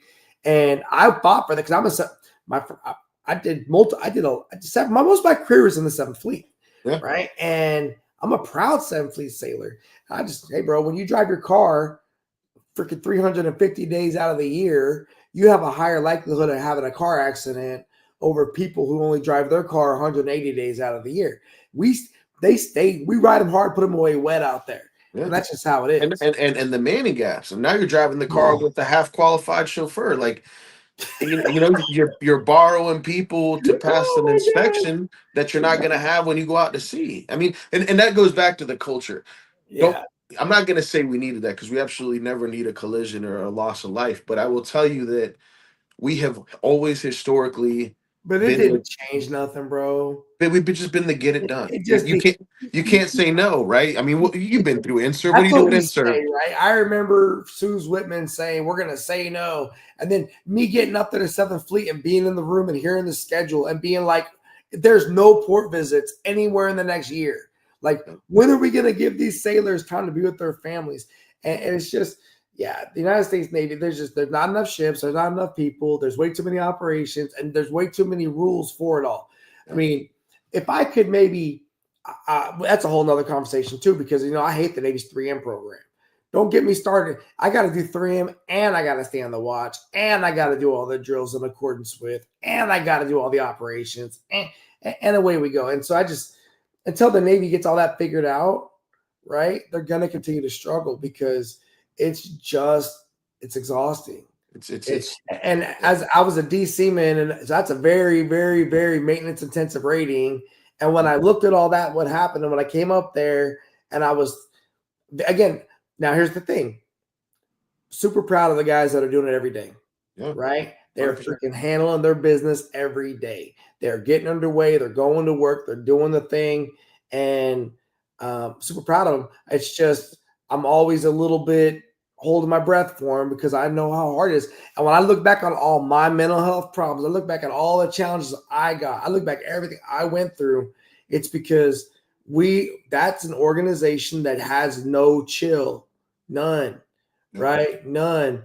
And it's tough, man. So when you were at Seventh Fleet, you were there for COVID. So we kind of alluded to that, right? Yep. So you guys went from, because when I left Seventh Fleet the summer of 19, it was before COVID. I think Fitz and McCain was pretty much in your guys' rear view at that. Because what was big for you guys at that point was you guys were now doing deployments on board the Blue Ridge Right. at that point, right? And then COVID hit beginning 2020, right? And you guys did your marathon cruise. So you guys even pulled into Guam when I was the Master Chief down there. I was the base Master Chief, and you guys pulled in. I felt like I was at, remember that movie Red Dawn? And you guys are like all behind the freaking. Yeah. Well, because Guam, we were the very first ever place with like Liberty. Like I remember we had the Germantown down there, and we were gonna have them on like Liberty down there. They couldn't leave the pier or whatever. Right. And it was like this whole new thing that everyone was talking about. The bubble. It became the beer on the pier port, right? Place to go. How was it being the 7th Fleet IDC during a worldwide pandemic? So it was funny, right? It kind of creeped up. Like I remember we had a reservist HM1, and one day just in our morning huddle in the office, he's like, "Yeah, there's this thing kind of that's getting some chatter in China." We're like, "Oh, well, okay." I mean, this was early, right? And then fast forward like a month and a half. Oh man, because there was no playbook, right? Like we couldn't go to. We wrote one and it wasn't like we could just go to the shelf and pull out a pub or an instruction that was going to walk us through what to do. It was the Wild West, right? And so they stood up a crisis action team on board on the watch floor. I was one of two enlisted on it. It was me and the YNCS, Raquel. Okay. She was doing all the waivers for travel and all that stuff, and they put me and Rich Bly, our POMI, plans operations and medical officer, and we were it for medical. The rest of the shop, to include the surgeon, was kind of left more to bigger vision for the surgeon, obviously, and the shop to just run the day because the fleet still had stuff. Oh yeah, right. There's still medical readiness. There's still issues with medical gear. There's still fill in the blank, the medevacs, right? The daily grind. And I will tell you, it was napkin drawings and napkin math, and I was part of that team that we were looking at COAs for the bubble, the Pier Liberty, how are we going to work it, what can come in and out. I remember being in combat with a map, a ruler, and a protractor, trying to see when the TR would have ran out of legs for a 22 if we just pointed them to San Diego and told them to hit the gas. Where was going to be the places where they weren't going to be able to have medevac capability in case they started getting some real sick people. And then I even came up with like, well, what if we get another carrier, pull them out of San Diego, have them head this way, and then basically ride them in front of them halfway there so they can just leapfrog off of that one, right? That's way farther ahead to San Diego for a medevac. I mean, we're looking at everything. Yeah. In retrospect, had we known TR was going to be what it was, I think we would have pointed them to San Diego and told them to hit the gas. We knew the problem it was going to be pulling them into Guam. We knew that Guam couldn't support that medically. Yeah. The biggest medical capability in Guam is our naval hospital. Yeah. The beds were long. We only had like 18 COVID beds on the whole island, right?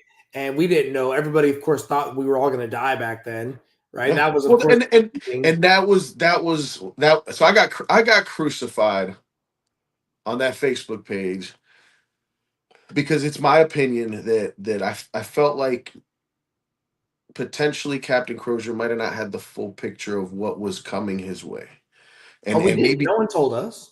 And maybe that's the side of but here's the thing, though. Here's what you got to understand. Here's what I'll say. Yeah, right. That was a good conversation. I had a bunch of empty houses, townhouses, right, that were going to be where I put all the COVID positives, and the requirement was one per room. And brother, the living room was a room, the kitchen was a room, the laundromat was a room. Like that was to the level, because I did it the first time with just like bedrooms, and they were like, no, that's not enough beds. I remember I had been there for like a couple weeks straight already because we knew the TR was coming back and we were trying to figure things out. And no. Matter of fact, I think we'd had some of the first Reds off when we were calling them COVID positives. And I remember my CO had said I could actually go home and have dinner with my family. Yeah. And he called me back up and he was like, Mash, I need you to come back to the office. We got to make beds for all of them. They're all coming off. And it just went gangbusters, right? And they gave us all of those sailors on the whole island of Guam. And I mean, it was like detention camps almost, bro. I had freaking bunks and all these. I mean, we did what we could. Right. But then at night, I would be on the phone calling up other master chiefs that were like in positions of leadership and being like, brother, why are we doing this? What are we doing? I don't feel comfortable doing this, right? Like, I got to do health and comfort for all these people. I got to take care of all these people. The meal delivery alone. Meal delivery was chaos, right? And then getting it contracted and figuring out, and it was wild. And then, of course, we were worried for the infrastructure of Guam because we also supported a community of an island that lives together. They all cohabitate. There's not a lot of medical for like the civilian population. Right. And so a lot of our civilians no longer came into work. And so, which is a blessing and a curse, right? Because the worst part of being a base CMC is like all the civilians, right? Kind of how you felt with the nurses. Yeah. So once all this started, me and my captain were like, hell yeah, let's get them all out of here. We're going to work, baby. and we did the damn thing, you know. But I think that there was a lot of conversations we were having with Captain Crow. So when TR first came out west, they came to Guam. They did a port visit in Guam. And we all did a mixer downtown. And I remember drinking with Captain Crozier there and like having some beers and talking or whatever. It wasn't catching up. And they left us in Guam and they went to Vietnam. Yeah. And then when they came back, now we're communicating, what are we going to do? I remember the day that he held up the sailors leaving the ship because they wanted to get the cable hooked up on the internet on the pier. And I was literally driving one of the vans leading the COVID positives because they were driving their own vans, but I was driving the lead van, right? And my XO was the one guiding them into the houses and such, right? But talking with him through the radios and talking with him over the phone, he had good sight pictures, but he also just understood that it was 2020 and we could do better. It wasn't like we were getting shot at, right? Yeah. It wasn't like at that point in time, too, Gary. I think we let, as leaders, one of the things I always worry about is the false sense of urgency. Well, right? and at that point in time in the news, if you watch any news channel, it was a 10% mortality rate if you were positive. So, you know, I get it, right? In his brain, it was scary. That's 500 people. You know, I'm not gonna say it blurs your vision, but it blurs. It was scary. It was scary. And then, of course, we were getting orders from higher that just didn't seem to take it all into consideration, like just make it work. And anyway, I think ultimately, I think he made the right call, my personal opinion, me, Gary Wise, because I know the man and I know he's a phenomenal human being. Right. And I know what I was saying to the people in real life, right? I was doing my job. I did my job. I know my bosses did their job, but all of us, none of us agreed, I think, with the whole leaking thing or whatever. However that played out, don't really care about. Yeah. But everything he ever said, we all agreed, right? Yeah. And when those sailors cheered him off that boat, man, I felt that because they knew everyone was scared. Everyone was scared, right?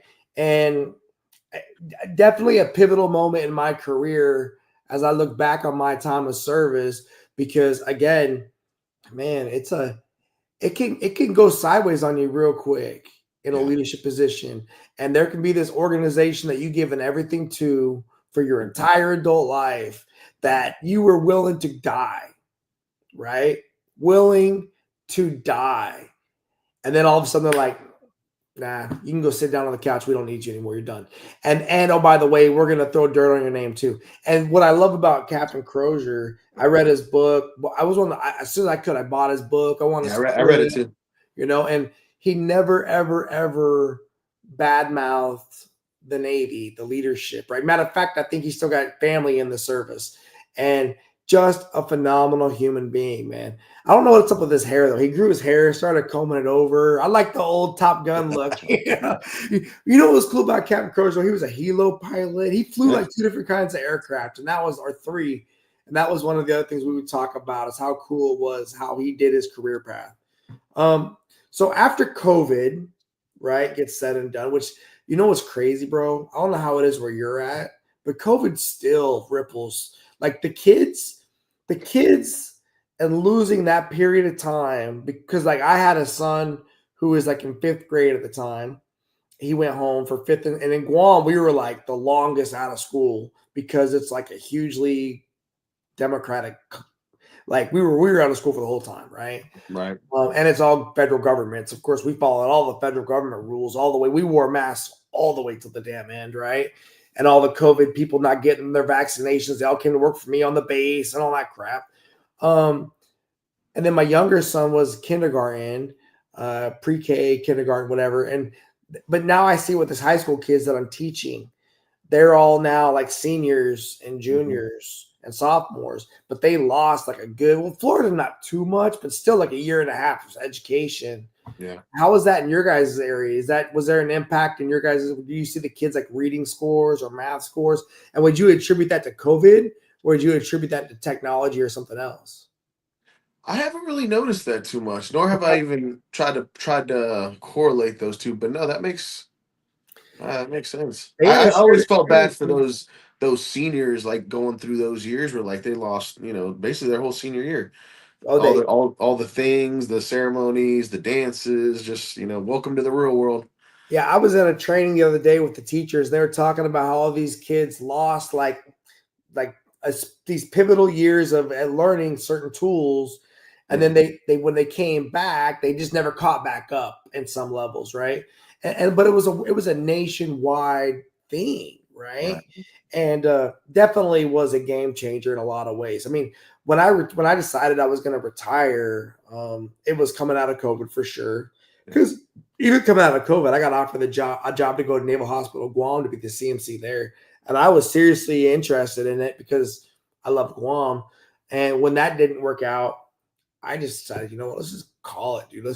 And I wanted to go to Florida because, man, the free state of Florida, right? They opened it up. Everybody else is freaking locked down. Not Florida. They were down there freaking doing whatever the hell they were. Them in Texas, man. Those are the places to be. Right. And so here I am. So after 7th Fleet, where did you end up going after that?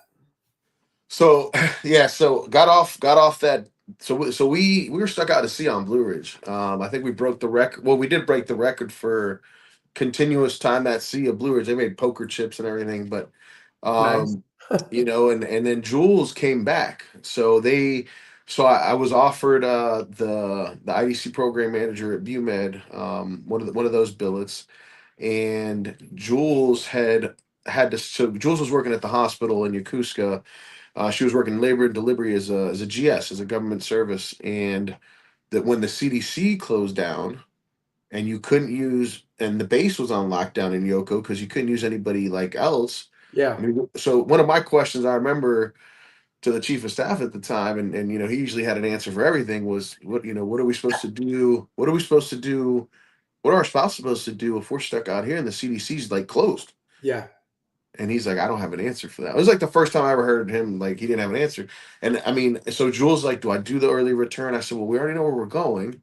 I said, you're not doing anything in Yoko. I said, and I don't know how long this is. I don't know what we're in for. Yeah. That, right? Like, Yeah.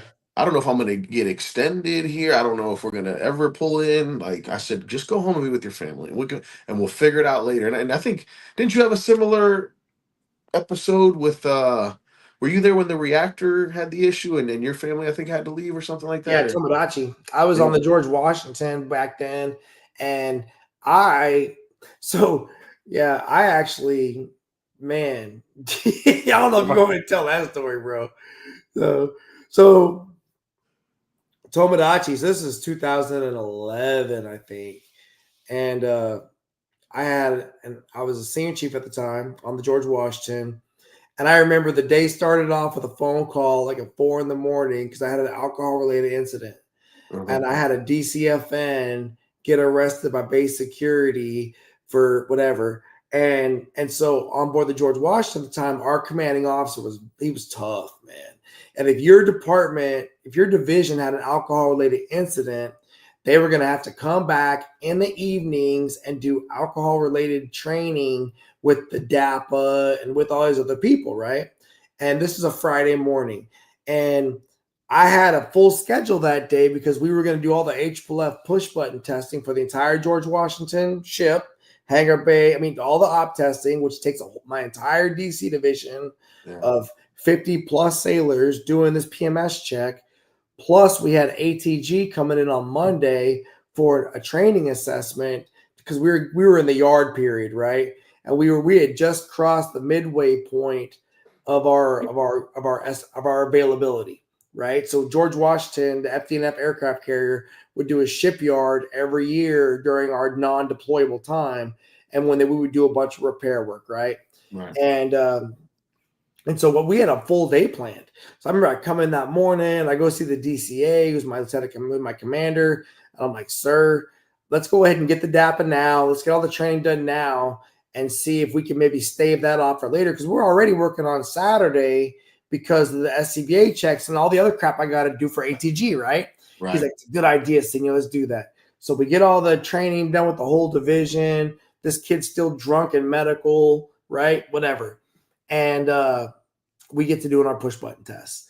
And it's around lunchtime. The captain would always do a captain's call every Friday at lunchtime in the hangar bay. And everyone would come there. And every weekend, he would give Monday off. That was his thing. He liked giving Mondays off because everybody watched football on Mondays anyway, right? And of course, Monday wasn't a day off for khakis, right? This is how it was, right? It's not for khakis, but it was for the crew. Well, this next week, the Monday was not a day off because we had ATG coming on board, but he was doing all hands call. And I made my sailors, we had to stop our PMS check because I didn't want to accidentally light off HFLF in the hangar bay on top of this captain's call, right? Yeah, so we're all in the hangar bay for this captain's call, right? And the captain's telling everybody, and there's this division that had an alcohol-related incident last night, and they don't know this yet, but they're going to be here tonight at 1800 doing alcohol-related training. I mean, everything that we'd already done. And I'm just like, oh, no, bro. Like, we're already going to be here until that late anyway because we're stopping for captain's call. Just why? And anyway, he's getting done with his captain's call. And we're all just kind of standing in the hangar bay, milling around. And all of a sudden, it feels like the ship's moving, right? Like it feels like we're like moving at sea. And I looked out the hangar bay doors, and Yokosuka is just bouncing. Yokosuka is rocking and rolling. I'm just like, what the hell? Right? That's crazy. What is that? An earthquake? Like, that's crazy, right? Didn't even, whatever, right? And I'm just watching it. And everyone's in the hangar bay stops, everyone in the hangar bay looking, and all of a sudden, well, not all of a sudden, you start to recognize the ship is going down in the water, right? And there was 2 big earthquakes pretty close to each other, like within minutes, right? And these are some big boys.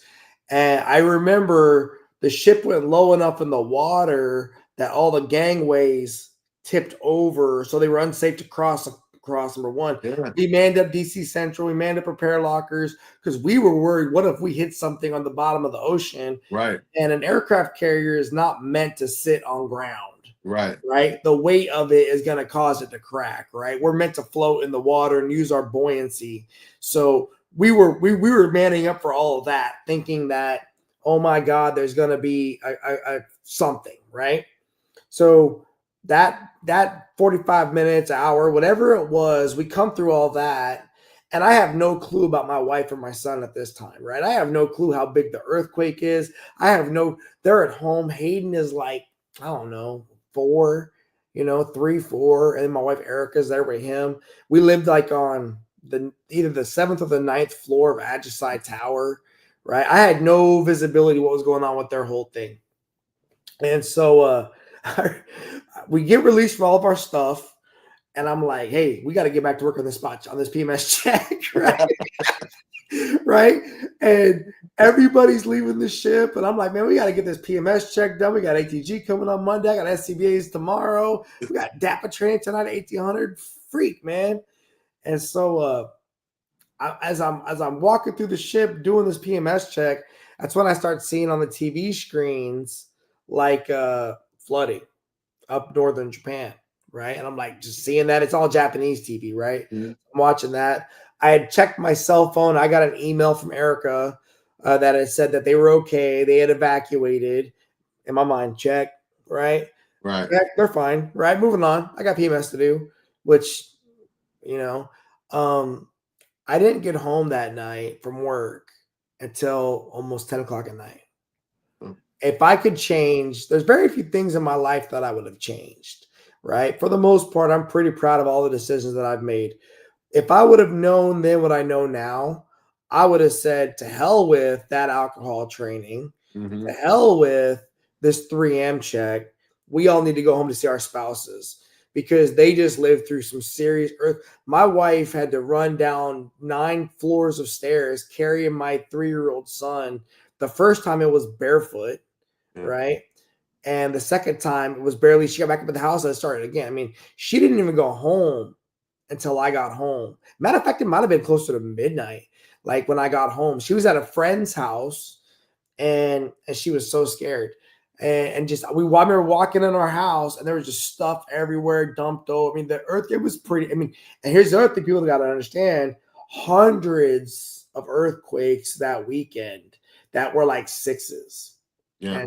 And every one of those was traumatized. Now, for me, my experience was different. I was on the ship, I just kind of saw it. But for her, I mean, and people had those alarms that would activate when the Yeah. earthquakes were coming.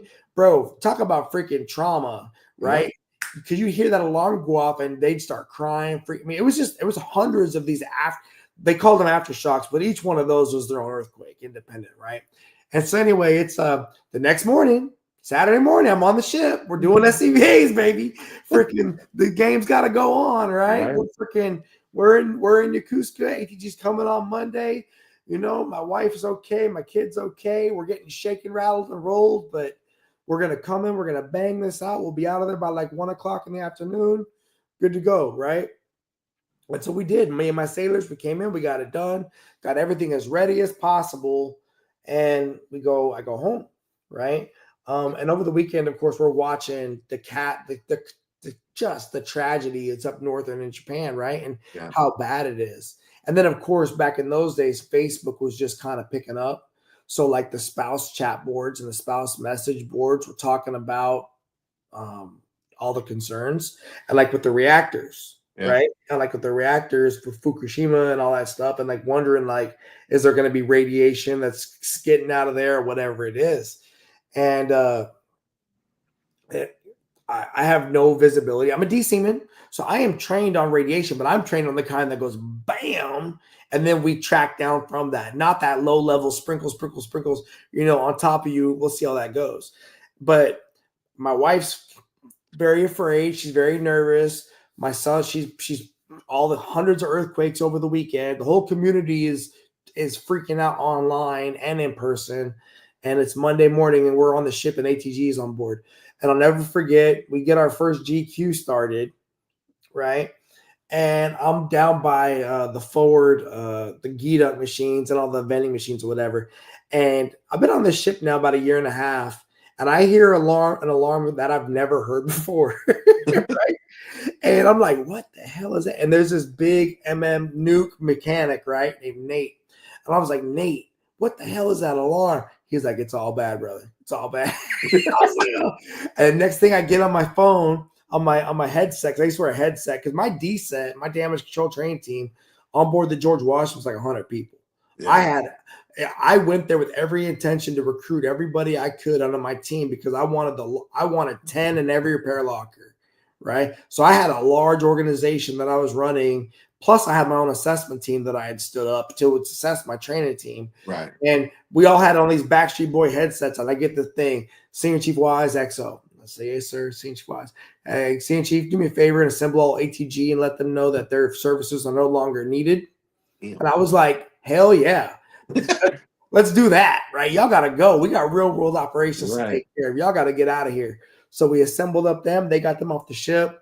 And I come to find out after figuring through all that, it's a radiation alarm that we use to detect radiation leakage from our ship. And what it was detecting was it was like snowing outside. There was like ash falling, right? It was snowing ash, right? And what's so funny is we had been told that morning that there was no radiation anywhere near us, right? And so now we all felt like, okay, someone's lying to somebody, right? And I remember that was Monday, and they told us all, hey, we're gonna stop everything right now. Everybody go home, and whatever you do, don't take your shoes inside your house. What? Okay. Don't take my shoes inside the house is the cheat code. Got it. Okay. So I go home. And dude, Erica is like, it's freaking snowing ash out there. I heard there's radiation alarms on the ship going off. What's going on? Can we even breathe the air here? And I was like, I don't know. And here's the thing, like we had just done, I told Erica when we first got orders to the George Washington, I said, what's good about us going to the G-Dubs? I got by name requested because of I did the investigation after the fire on the George Washington. I was ATG. I was a carrier team leader. So when I went up for orders and they heard it was me, they're like, we want that guy. He's a carrier guy, right? So I wanted them because I was like, I'll make mash cheap on that ship. I want the hardest ship going. Let's go, man. Chop, chop, baby. And I told Erica, I was like, the good thing about going to Japan is I'll never do a 6-month underway. All right. I've done an over 6-month underway on every Japan ship I've ever been on. But the GW included, we got to Japan.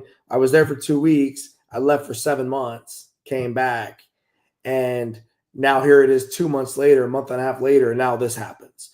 Right. So I mean, and Erica's like, I want to go home. I don't want to be here. Okay. This is scary. All these earthquakes. Now it's radiation. And I'm just like, oh, if you leave, you might not be able to come back. Right. I don't want to do a Geo Bachelor tour. Like, just calm down, just chill out. And so she's very, very upset. And of course, she's still pissed at me for being at work till midnight, the night of the earthquake. Right. And so go to work on Tuesday. And they get us all in a room, all the khakis, all the chiefs and officers for engineering the reactor. And they basically are like, hey, how soon could you get the ship underway if you had to get the ship underway? And we're like, we just crossed the midway point of our availability. Right. Like, have you not seen the Connex boxes in the hangar bay? Have you not seen how broken down a parade rest we are right now? I mean, meanwhile, you got people that are dusting freaking ash that's radiated, right? And none of us are wearing respirators. None of us are wearing any of that crap, because I mean, we don't even. And they're like, well, go back, talk about it, come back with a date. So we all go talk. We come back. We say, look, we need 18 days to get the ship underway, right? From now to there, we could be underway in 18 days. And they're like, okay, everyone go home. So I go home. And I remember telling Eric, I'm like, look, babe, we got 18 days to figure this out. And if we get underway in 18 days, I just don't see it happening. But if we do, I will send you back home with Hayden. I'm not going to leave you here if it's still chaos like this. But just give us some time to figure this out. And she's like, this is crazy. They're not telling us all these things. Everyone's freaking out. Go back to work on Wednesday. They bring us all in the wardroom, all the chiefs and officers. And they're like, hey, we're getting underway on Sunday.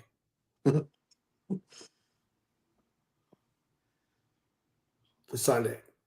I was like, oh, okay. So I got out of there, went and called my wife. I was like, babe, buy a ticket.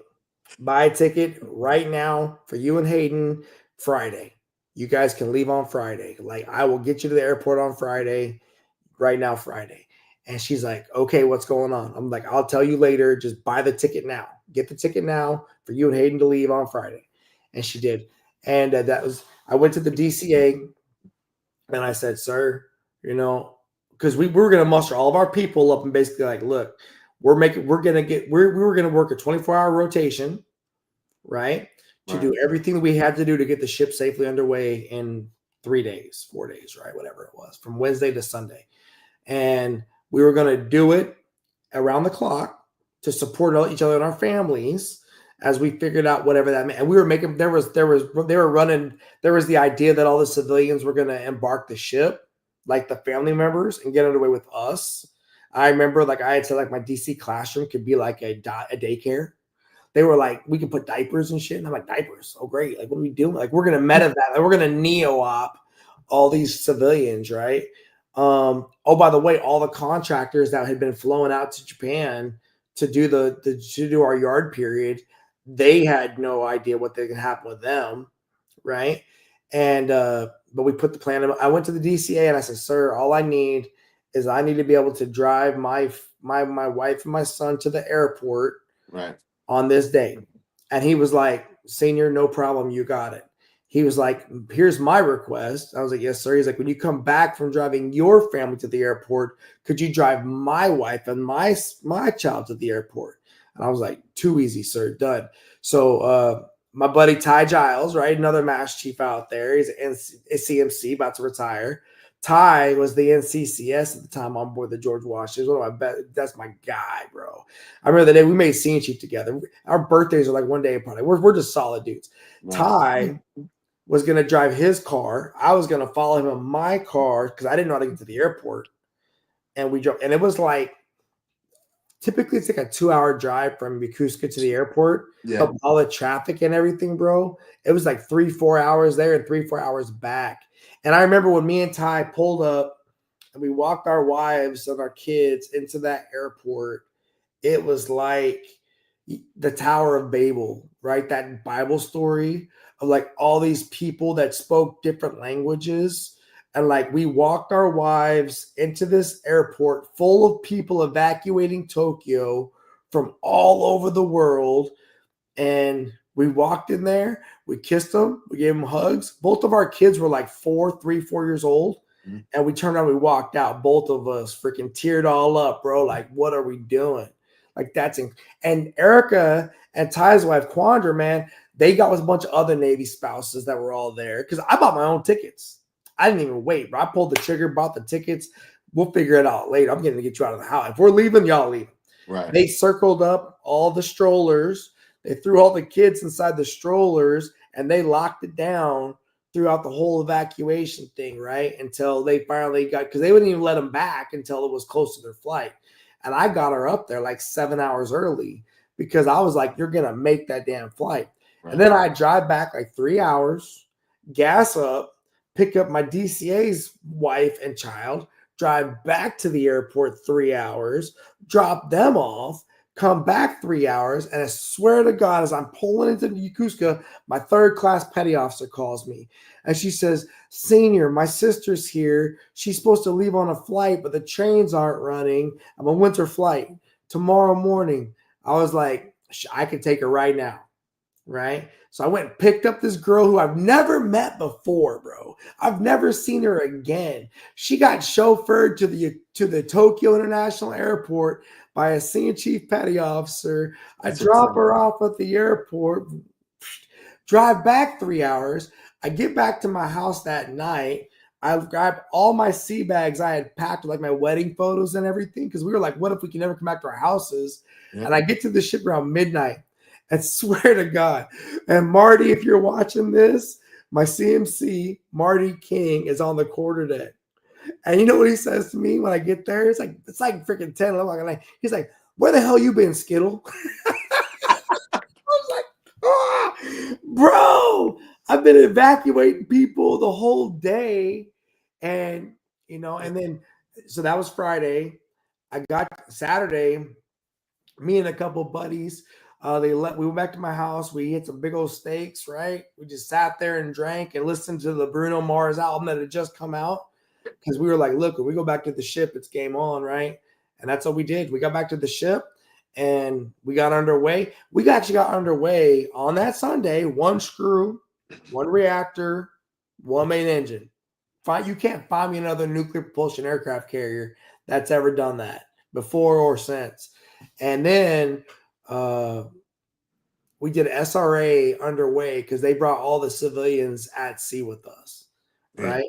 And so we were doing production meetings underway. We were doing all kinds of crap. We were running man overboard drills. Like we were just trying to keep everyone busy, Yeah. right?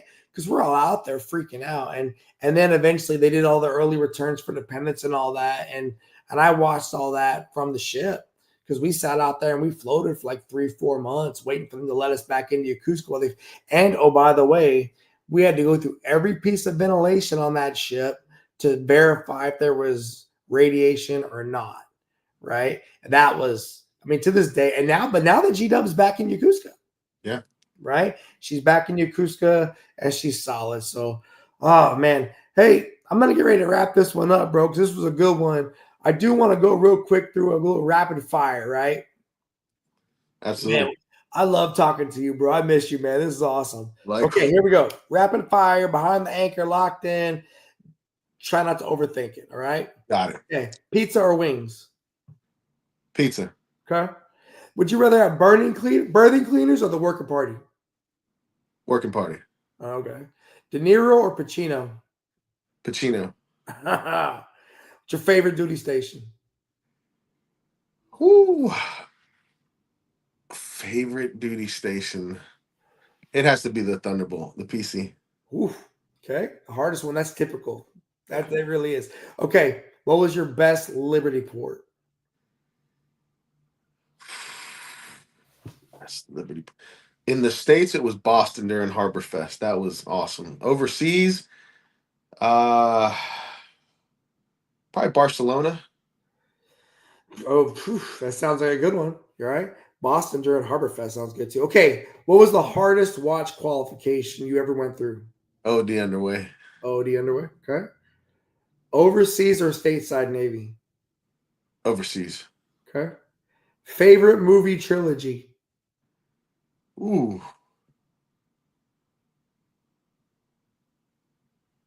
Terminator. Okay. That's a good one. Hey, that's a mid-watch question, bro. We used to sit on the mid-watch and talk about this kind of stuff. All right. Would you rather be independent or on a team? Ooh, that's a tough one. Team. Okay. Do you have a personal leadership philosophy? I always tell people I define leadership. I can define leadership with one word, and to me, it's just care. If you care about people, you care about the command, you care about your name on something, like how you see it through. I always tell people, like, if you take care of your people take care of the rest. Yeah. So just take care of your people and don't worry about the rest. They got the rest. Good to go. But taking care of your people is not coddling your people, and that's what people get confused. No. Some people think it's giving them, yeah. Okay. Okay. You remember DIP class, right? DIP class. Deck plate leadership, institute technical expertise, professionalism, character loads. What's your favorite part? Favorite letter?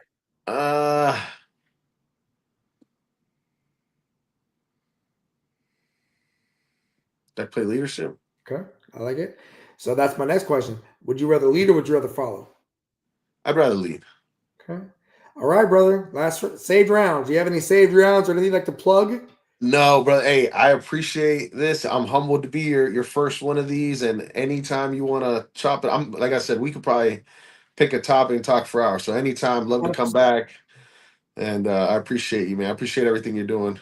Hey, thank you so much for being here, bro, for spending the time is the most important commodity you have in this world. I tell us my number one viewer right now is my students, right? And I love that they get the chance to listen to these and see that I'm exactly the same way at school as I am here with you guys. And they recognize they got that you can be an authentic leader and be the same everywhere you go, and you can still get in every room and handle your business, right? Absolutely. And I love sharing these stories with them and anyone else out there that's watching, bro. So thank you so much. Definitely would love to have you on here again. It was good catching up with you. I love you, man. Love you too, brother. Take care of yourself out there, okay? You too. My best to the family. You take care. Yes, sir. We'll see you later, bro. All righty. Bye. Yes, sir. Bye. And I know I was born for this. I know I was born for this. Don't care for the critics, my words are like physics, a force that they can't stop. They just don't get it, I think they forget I'm not done till I'm on top. I know